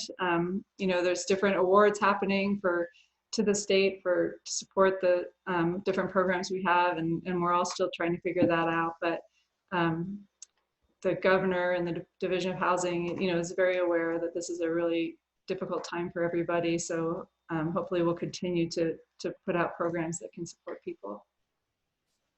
Thank you so much, Wendy, and very valuable information. And if you have questions for Wendy, you can definitely chat it in. And Wendy, could you talk about a little bit on, I know we have the rental, not forgiveness, but for somebody that lost their job and cannot pay the rent, what did the process look like? Is it, do they have the opportunity to say when they can pay it, or does the landlord dictate the term when they're going to make the payment? It really is landlord to landlord.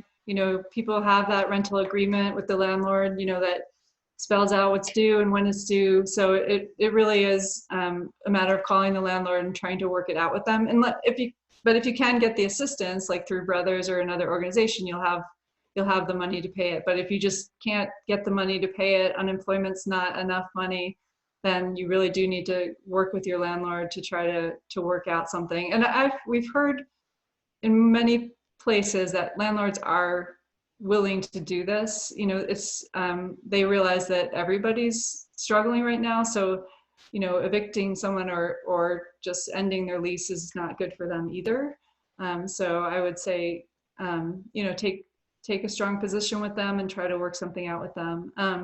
There are, I think on Colorado Housing Connects, which Patrick talked about, there are links to legal resources, so you could potentially get help to negotiate that with your landlord as well.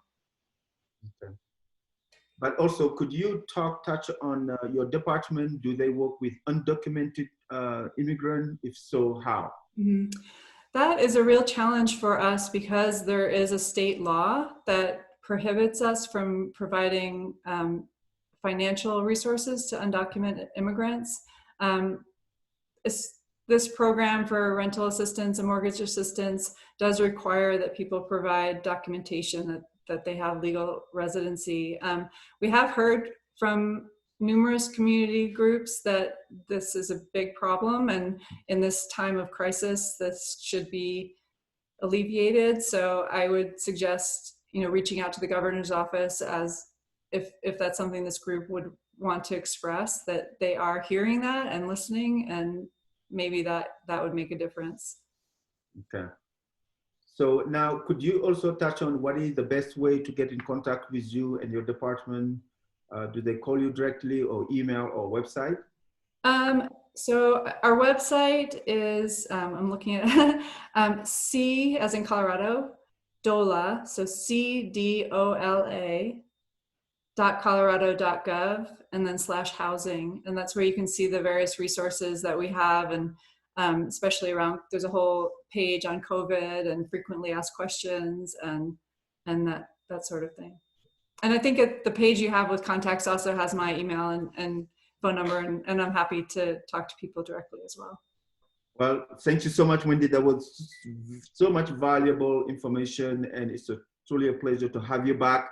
Thanks. You were the first one, and we will keep working together because your mission and your vision is aligned with what we do in this community as well. So thank you so much. Thank you. To join. And again, if you have not registered, please do so, because that's the only way we're going to be able to forward this valuable information to you. Michelle Pinto, thank you so much for joining, a longtime friend of the African Leadership Group. And we are getting ready for raffle 4 before we bring our best friend and keynote speaker and difference maker in the community. So B, the floor is yours for raffle number 4. And I can tell you guys, so I know some of the winners. So this is a fun game, but so I'm not going to spoil the party. So B, the floor is yours. Don't spoil the fun. Can I say thank you to our participants? Everybody's still on. So this is wow to the speakers. So Yeah. Thank you, speakers, for having so much energy and engaging the community. And they're all still on. So that's great. Unless it has anything to do with our exercise ball and the teddy bear. So I don't know. Anyway, all right, same rules, guys. So a number between 10 to 200, full name, first and last name. We'll announce the winner, or we'll show you the number after the 20 seconds are up. So you get 20 seconds, and I have my stopwatch.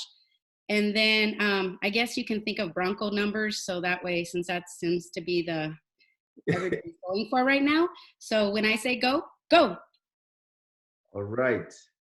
So, and we are getting ready for our next. Somebody is sharing my screen. Somebody is writing on my screen. Who's that? Me? Uh-oh. So I promise you that's not me, Lori. Hands are up. 5 more seconds. 5 more seconds. Time. All right. What is the lucky number?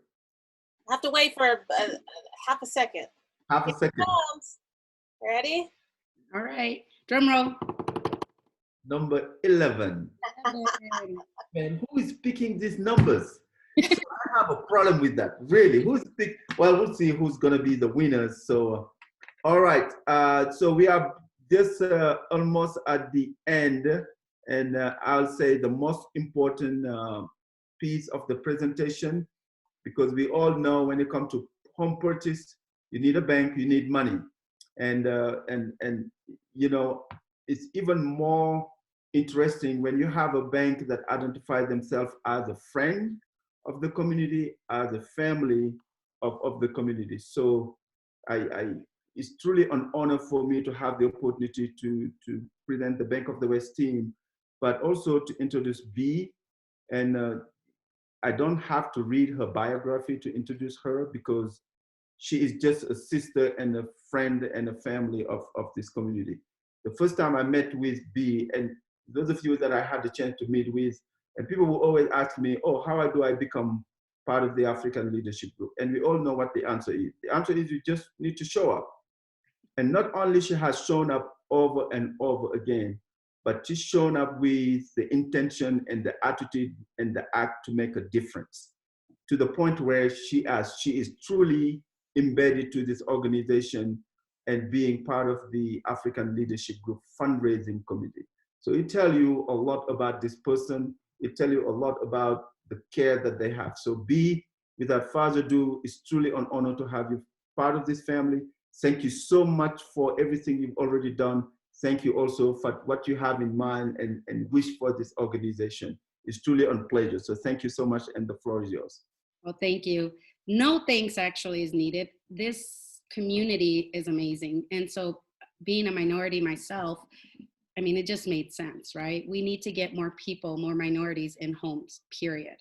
If it takes a week, great. If it takes 5 years, that's fine too. We just need more people in homes. Renting is not necessarily, it's not even a pathway. It's just, it makes more sense to purchase. So if we can get you into the right steps to get you to home ownership, ultimately, my good friend Mario says generational wealth. And that's what we're supplying, generational wealth. We want that to go from your family to your next, you know, your brother, your sister, your children, their children, and so on and so forth. And Papa, I'm going to give you a round of applause. People don't know this. He delivered 300 meals, over 300 meals yesterday to the community. And I think that just speaks why I'm part of this organization, that in itself. He is just a standout guy, and I just want to make sure that I make you proud, even though you put me into situations where I'm like, wait a minute, did I say yes? And I don't think I did, but I did say yes. Lori, I can't even thank you enough, Lori. You are an amazing person, and happy 25th anniversary here pretty soon. And whatever we can do to support and continue supporting the ALG, you already know you have me. So I did something just recently and that I'm super proud of, and it's my claim to fame, if you will. So you will see a name on, I can't see it. And I will demolish her name if I say it, but I'm going to say it the way I know her and the way she goes by, and that's Astu. And if you notice her last name, it is Dia. And if she looks familiar, that's because she has chosen to join Bank of the West team as one of our mortgage bankers. So I am happy that she started. She's brand new. She has the new mortgage banker smell. So we're happy to have her aboard and can't wait for her to be your contact person within, you know, any questions you have pertaining to mortgages or any questions in general. And then I have my counterpart. I could not do this without his support. I got to say this. I have worked with many managers, but none like Peter Rasmussen. He is amazing. He manages those mortgage bankers with such a passion. He has a passion for all communities, and I'm proud to announce he is going to be the key speaker, because I talk a lot and then I'll go off and say go Broncos again and forget about it. We won't get through this. But without further ado, I will introduce my good friend, Peter. Peter, take it away. Thank you. Thank you, B. Hey, B, thank you so much. And Papa, just thank you to you. This is a tremendous service to the community. And I'm honored to be a part of this, and for Bank of the West to be a part of this, starting with Omar and a team, and Patrick and Jay and Jacob and Wendy, just incredible speakers, incredible information, and a lot of information at the city, at the county, at the state level. And I want to broaden that up just a little bit here, hopefully to sort of tie things together at the end. And so if you would, Lori, go ahead and go to that slide there is great. I want to really break this down into two sections, and I want this to be a help to everybody. Number one, I want to talk about those individuals that maybe own a home today. And I know a lot has already been mentioned about home assistance for homeowners, but I want to just recap on this again briefly. And then secondly, we'll talk about those folks that are interested in becoming a homeowner, and give you hopefully some good background and general information for that. So a couple of resources at the national level. One is from FHFA, the Federal Housing Finance Agency. And there's a link there, and we can get this to you. You could always Google FHFA. But we'll cover some of their information here in just a second. And then another is the CFPB, which is known as the Consumer Finance Protection Bureau. And there's a link to their site as well. And there's specific topics on both of these sites about help for those that are impacted by the coronavirus or COVID-19. Go ahead and go to the next slide, Lori. Thank you. So this is from the FHFA site, and you'll notice over there on the left in the menu that there's a couple of different areas that you can navigate to. And give me just 1 second.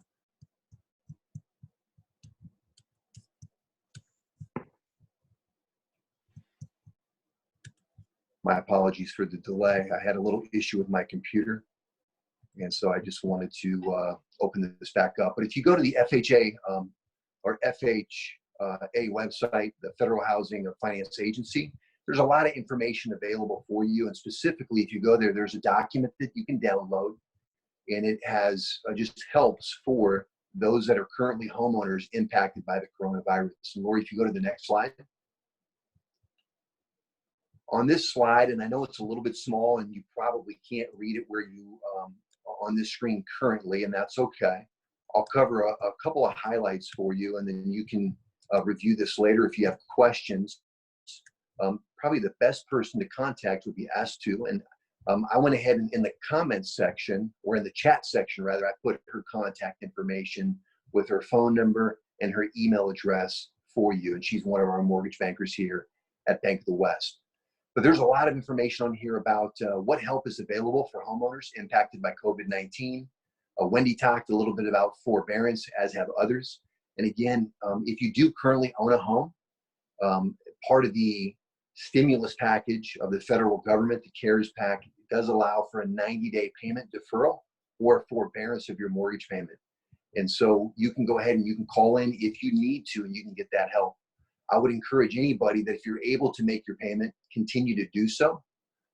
What I would clarify a little bit is, depending on the bank, because the government did not clarify this, but what happens, the big question is really this: what happens at the end of 90 days? What happens at the end of the forbearance? And someone early on mentioned this, I think it was George, who said it's really a case by case. And a lot of it is going to be dependent upon someone's ability to repay. And so if someone is deemed to have the resources, they're going to be expected to bring their payments current. If not, then there are going to be other options, such as adding it on to the end of the loan term, such as doing a loan modification and trying to help people. One of the things we saw in the last mortgage crisis, 2008, 2009, 2010, was there were people who perhaps took advantage of some of the programs that were made available. They had the resources to make payments and chose not to. And really the spirit of this, and I think it's the right thing, is we want to help those who need the help and not allow people who don't need the help to take advantage of it. And so it is on a case-by-case basis, but a 90-day deferment is available for anybody with a Fannie Mae or Freddie Mac loan. Other information is in there, and I'm not going to go through all of it. I'll let you take a look at that on your own. But the biggest thing that I would mention, well, one last thought here, and we'll go to the next slide, is the last question on this document is there any assistance available for renters? And the answer is yes. That was already touched upon earlier, but there is availability under the CARES Act for renters as well. There is a suspension of evictions, but as Wendy pointed out, people do need to work with their landlord on, again, a case-by-case basis on bringing those current and working through that. All right, Lori, next slide. One thing I wanted to touch on, and unfortunately this is necessary in times like this, is it seems like when there are crises, when there are challenges, that there's people, unfortunately, who look to take advantage of those situations. And so there's some information here on the FHFA website about just fraud prevention tips. And again, there's a document that you can download and you can view, but also on this webpage. And again, I know you can't read the full details currently, but if you go there, you can review this. But there's some things to watch out for. And the biggest thing that I would encourage anybody is this, is that if you need help, call your lender, call your mortgage servicer. If you're solicited by somebody, be careful, because there are fraudulent calls. That's one of the things to watch out for. Fraudulent offers is the second. Spoofed phone numbers and emails. And that's where fraudsters will provide false information, maybe trying to make themselves look like your bank or your lender or your servicer, but they're really not. And so I would be wary of anybody contacting you. If you need assistance, then I would strongly encourage you, whoever your lender is, whoever your servicer is, reach out to them directly. All right, Lori, go ahead and go to the next slide. Thank you. And here's some of that information that I alluded to on that same screen. You can go ahead and you can click on, if you want to visit this in your own time, you can go ahead and click on the download, but also over there on the right-hand side, some things to watch out for and to just be careful of. Unfortunately, we hate to have to mention that, but I think it's important that we all just keep our guards up at all times, and especially in times like this. All right, Lori, next slide.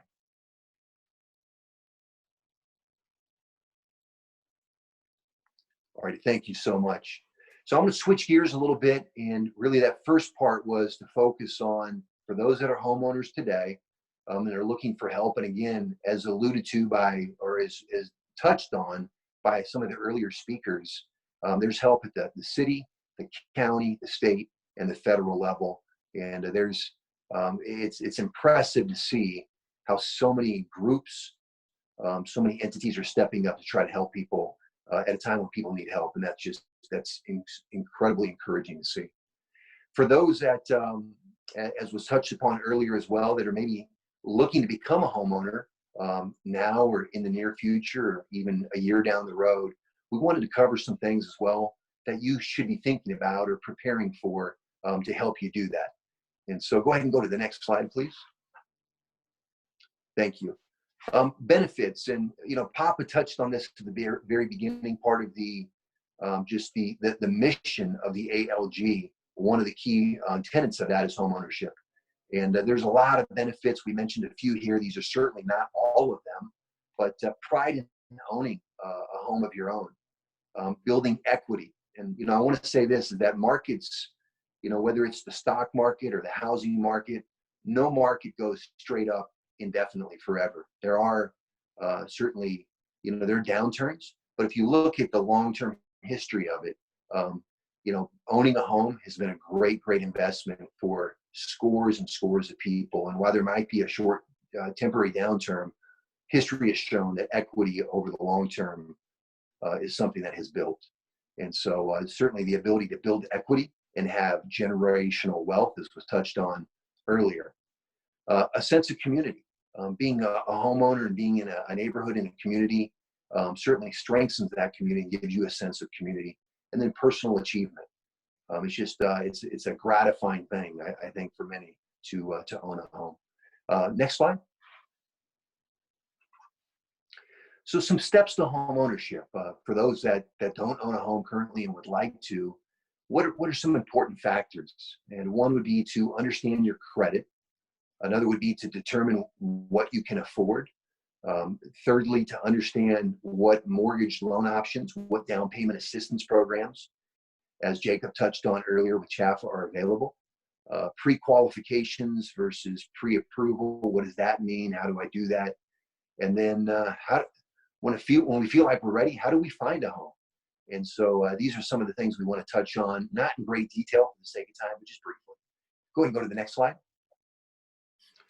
So credit score, and this is something that we have put together at Bank of the West, but there's also a web address down at the bottom of the slide, if you can see that, where you can get more information. But a lot of people wonder, what really impacts my credit score? How would I improve my credit score? And this, without going into too much detail, kind of breaks down some different areas that impact your credit score, at least gives you some things to think about. And so certainly, your payment history would be a really important one. That's the biggest percentage on here. The amount that you owe on your credits, new forms of credit, the length of credit that you've had, how long you've had a credit account, whether it's a credit card or maybe an automobile loan, something of that nature, and then your credit mix, different types of credit. So these are some of the core things that drive your credit and that you can focus on. And we won't take time now to go into the depth of how these can impact it individually, but that's something you can speak to Jay's group about, and what a great presentation he made about learning more about becoming a homeowner, and a lot of other entities as well. Next slide.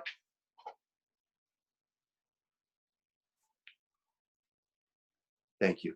If you want to get, and this is something that I would encourage you to do, if you want to get a free free copy, of your credit report, here's a place that you can go. You can visit www.annualcreditreport.com, or you can call that number, or you can even mail them, and you can obtain a free credit report.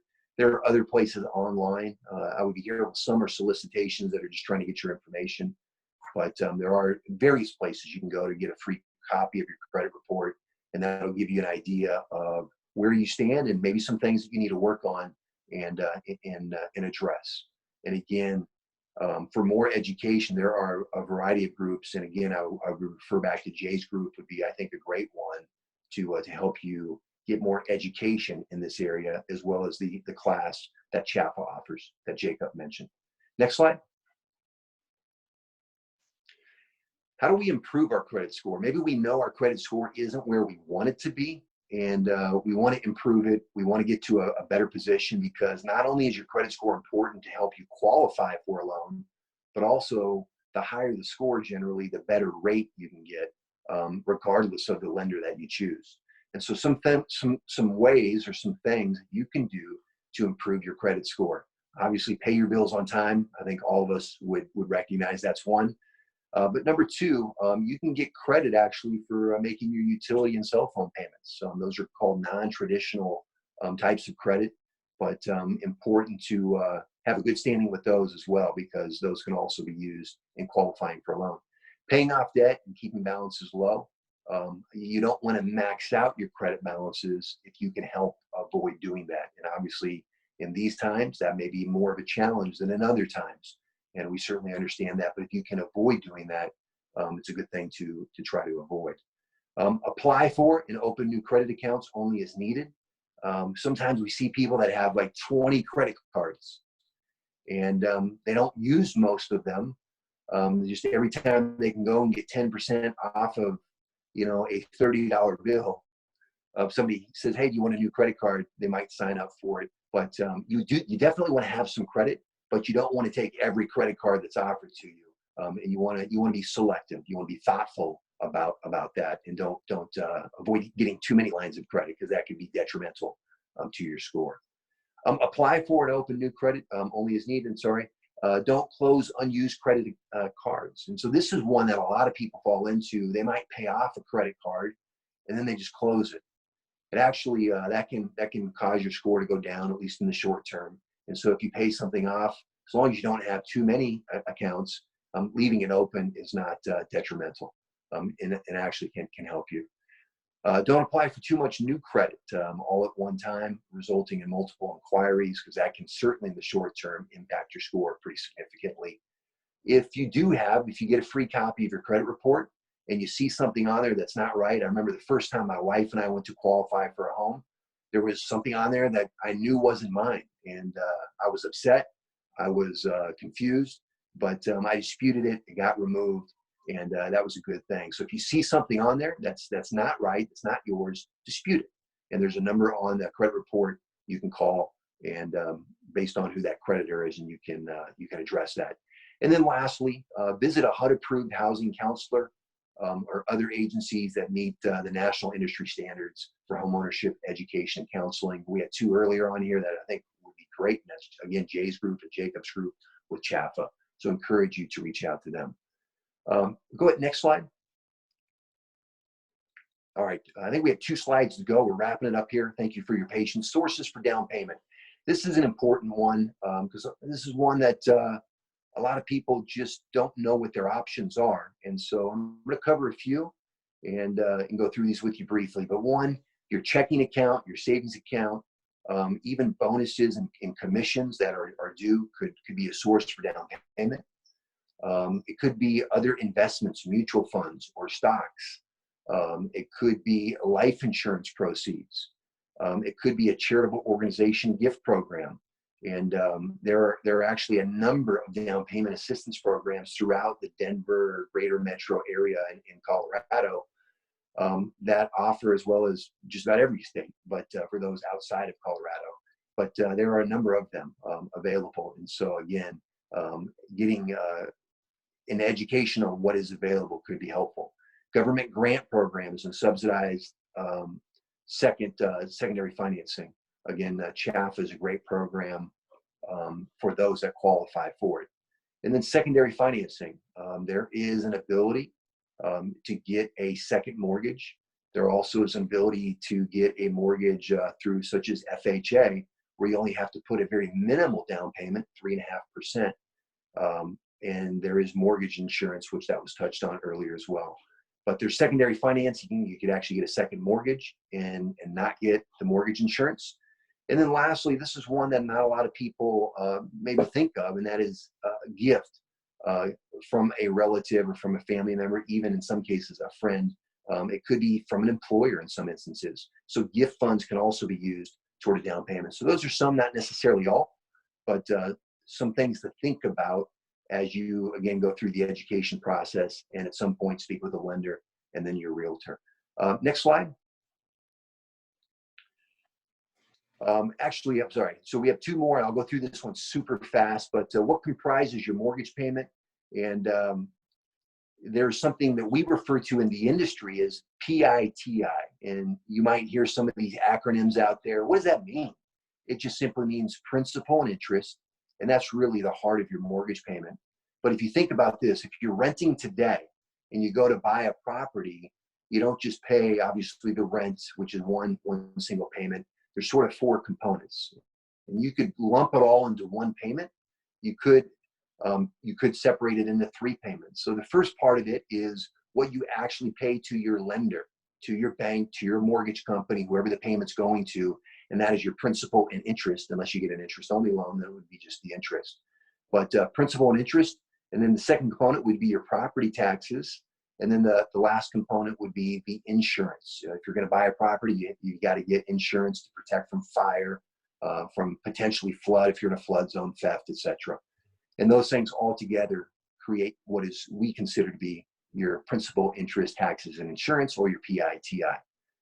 It could include as well something like mortgage insurance, if applicable, such as if you get an FHA loan. All right, last slide. Key elements to finding a home, and this kind of ties it together. But number one is to get pre-approved. There are many lenders out there that will give you a pre-qualification, but there's some that actually will do a full pre-approval that involves running your credit, collecting documentation from you. And that's really a thorough and a valid pre-approval, and often that's what realtors or builders are really looking for. Number two, something you should consider doing is think about and make a list of what type of house do you want? What are some of the features that are important for you? So that when we get to number three, and that is finding a real estate agent with whom you're comfortable and confident. And obviously through ALG, this is a great resource to connect you to folks that fit that criteria. But as you begin to work with a realtor, knowing what's important to you will help them in helping you. And then lastly, work with a realtor to identify, again, your needs, locate, visit. I know we can't visit right now houses. We can virtually, but not in person, but hopefully very soon. But to locate and then eventually visit specific homes for sale that meet your criteria. So those are some things we wanted to share.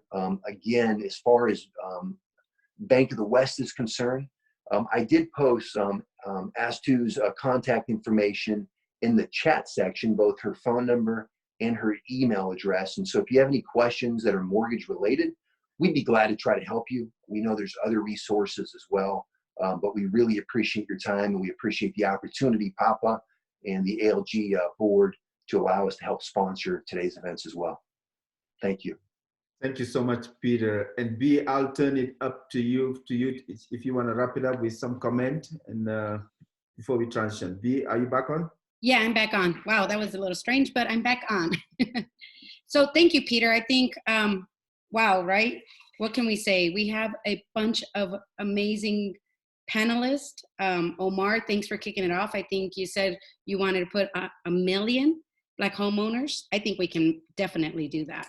And you know, with all the resources that have been presented to you, my mother used to tell me, a quiet mouth don't get fed, which means basically, we don't know that you need help unless you let us know you need help, and everybody needs help. So therefore, you should never feel uncomfortable about asking for it, because that's what we're here for. I just want to thank everybody for allowing us this opportunity to present to you. If there's anything we can do regarding anything, even banking, let me know, let Astu know, let Peter know. We're here for a resource. Papa, thank you. I mean, seriously, I got to see the back end of this, so I'm applaud Lori. And wow, I'm just excited to see what this year is going to bring. I think that it is different. It is scary. There's a lot of uncertainty, but what I am certain is that the ALG is here to help, to support, and so is Bank of the West to support you. So on that note, all the participants will be receiving a gift bag. Now you might think, well, there's social distancing. You are right, there is. So we've come up with a neat way to, in the next couple of weeks, a staff member from the ALG will send out an email with the information on how to pick those up, and those will be distributed. That's why Papa kept on saying, put the information, put your information, register, register. Well, that's how we get your information, to let you know, send out that email. It's a goodie bag with most of the speakers' information, business cards. I think that's important to have the business cards, and just swag, you know, little stuff that say thank you. Thank you for hanging in there. Thank you for participating, taking two and a half hours out of your day. This shows that you're committed to your future. It shows that you're committed to this community, and it shows that, you know, we can get through this together. And so we do have one last raffle, because we gotta do 5. 5 is the magic number. And again, same rules apply, everyone. A number from 10 to 200, full names, 20 seconds, right? And let me say, go. All right, and while you do that, I want to read this text message I get from one of the community members, and this goes to all the speakers. This community member said, I'm listening into Zoom call. It's very informative and encouraging to know that we can be homeowners in the near future. Thanks a million times over this connection, the community, the resources. This is very helpful. So this is just coming from community member to kind of let you know how much they appreciate your presentation, your involvement. You might not realize it, but you are part of a journey that's making a big difference in people's lives. So, and Peter, there are some questions that came in, but we'll just finish the last raffle. So go ahead, time's up. So Dee, the floor is yours. The time's up, everyone. So we get the last number. Drum roll. The last number is coming. Drum roll. Let's see what the last. 74. All right. So while Lori and B are working up for us to make the winner announcement here, so let's open it up for some question for Peter. And this is what I'll share with all the speakers. When we met with the Home Ownership Committee early on this year, when I sat down with George and Jane, we had a goal of getting 50 members of our community into home. 50 members. So every year we want to get 50. So it's always good to have this conversation, but if you don't put a goal and know this is what you're striving for, you might never get it. But we know that people are at different stage. So Peter, my question to you is the partnership with Bank of the West. So when we have community members that might not be there, because that's usually what you get. When you talk to them, oh, Papa, my credit is not good. Don't talk to me. Or I'm not making enough money. Don't talk to me. Could you share with us, working with Bank of the West, it doesn't matter where the person is, but how the partnership would look like. It doesn't matter if it's taking 1 year, 2 years, 3 months to get somebody into a home. Yeah, absolutely, Papa. That's a great question. I think the key is this, is you want to start the conversation with someone. And we have some great mortgage professionals, mortgage bankers like Atsu, who can help educate you on the process, because everybody's situation is unique. And so you really need to take a little bit of time to understand where you are and what to really determine, are you ready today? Because there are people who are ready today who don't always know that they're ready, that they're in a position to do that should they want to. And there are others who are not quite ready, who need to do some things to prepare for that. And so working with a educational group, a mortgage banker, a loan officer can be incredibly helpful in getting that started. And to your point a moment ago, Papa, having a goal, understanding what you need to do, setting a goal will help you get to that goal. That's great. Also, could you touch on, also, we have some people that currently own a home, but they are looking into investment properties, wanting to rent the one they have and to buy another one. Could you touch on that process with Bank of the West? Absolutely. So one of the things that I love about Bank of the West, and we have 75 branches in Colorado. We're incredibly well represented, one of the main banks in Colorado.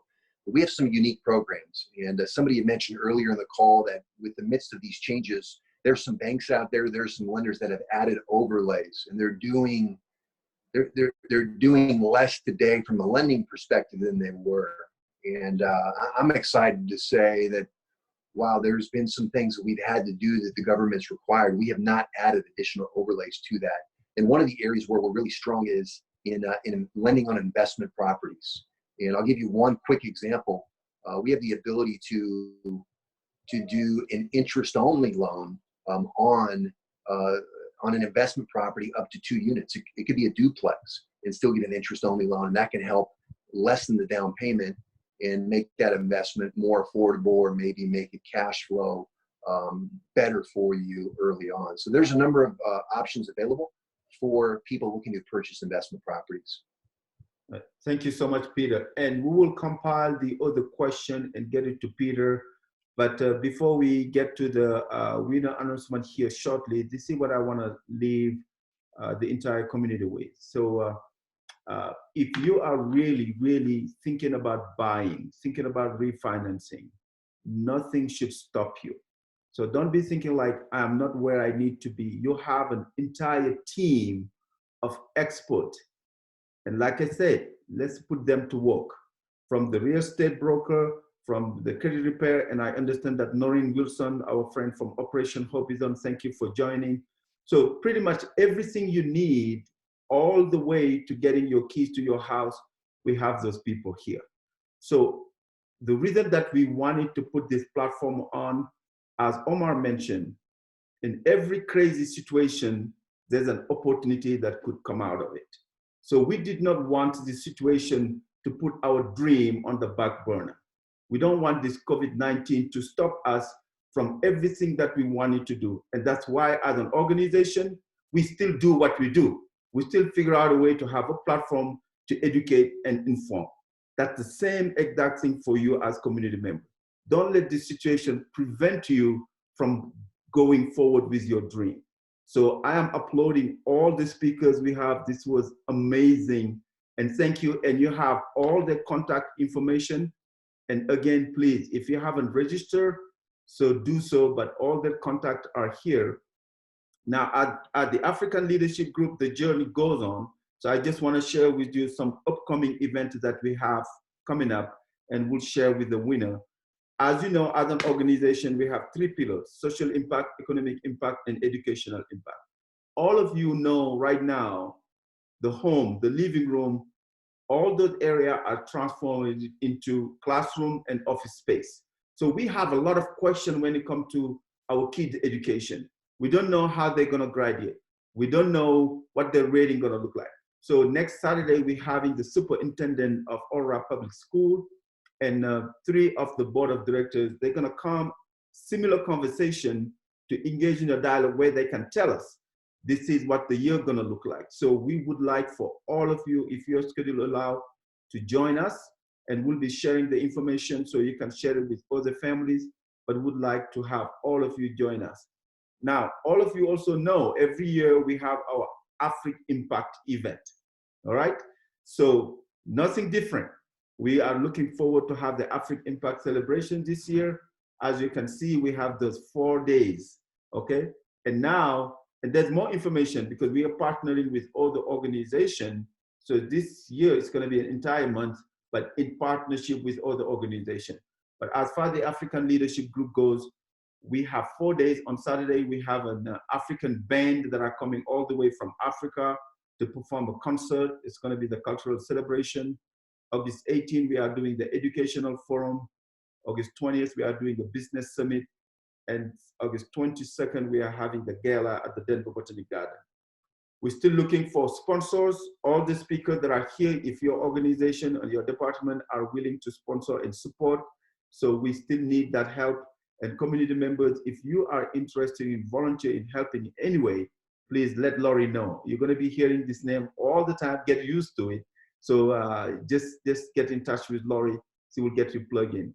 Now I'm going to turn it back to, do we have the winners and all that stuff? Amadou will announce the 5 winners. All right. Amadou? Amadou, are you ready? Yes, sir. All right, the floor is yours. All right. So we do have our 5 winners.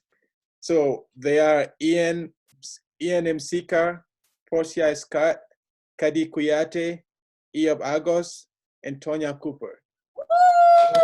We get 5 winners. Can you repeat those names one more time? Yes. Tonya Cooper is the winner of the last raffle. The 4th raffle, we have Eob Agos. Yes. The 3rd raffle, we have Kadi Kuyate. The 2nd raffle, Portia Scott. And the 1st one, Ian Msika. Thank you so much. And Lori, can you also tell them how we're going to get in contact with them and how they're going to get their prize? Yes. Thank you again for attending. We will send you guys an email. If we have your email through Eventbrite and the email that you've provided on the chat, we will send all of you guys an email with all the information, with the the prizes, with the prize information, and then in turn you guys send us your address. We will get those mailed out to you next week, or in 2 weeks. Excellent. Now, please, I know we have all of you on mute, but please join me in giving a great round of applause to all our speakers. So thank you so much. It's so great to have you. Yes, thank you. And I can promise you. Thank you, everyone. Yes, so we get for joining. I can promise you, you will be hearing from the community. So all I ask is just get back to the community because they're going to be calling. So thank you all. We'll be in touch and hope to be with you again next Saturday. Thank you.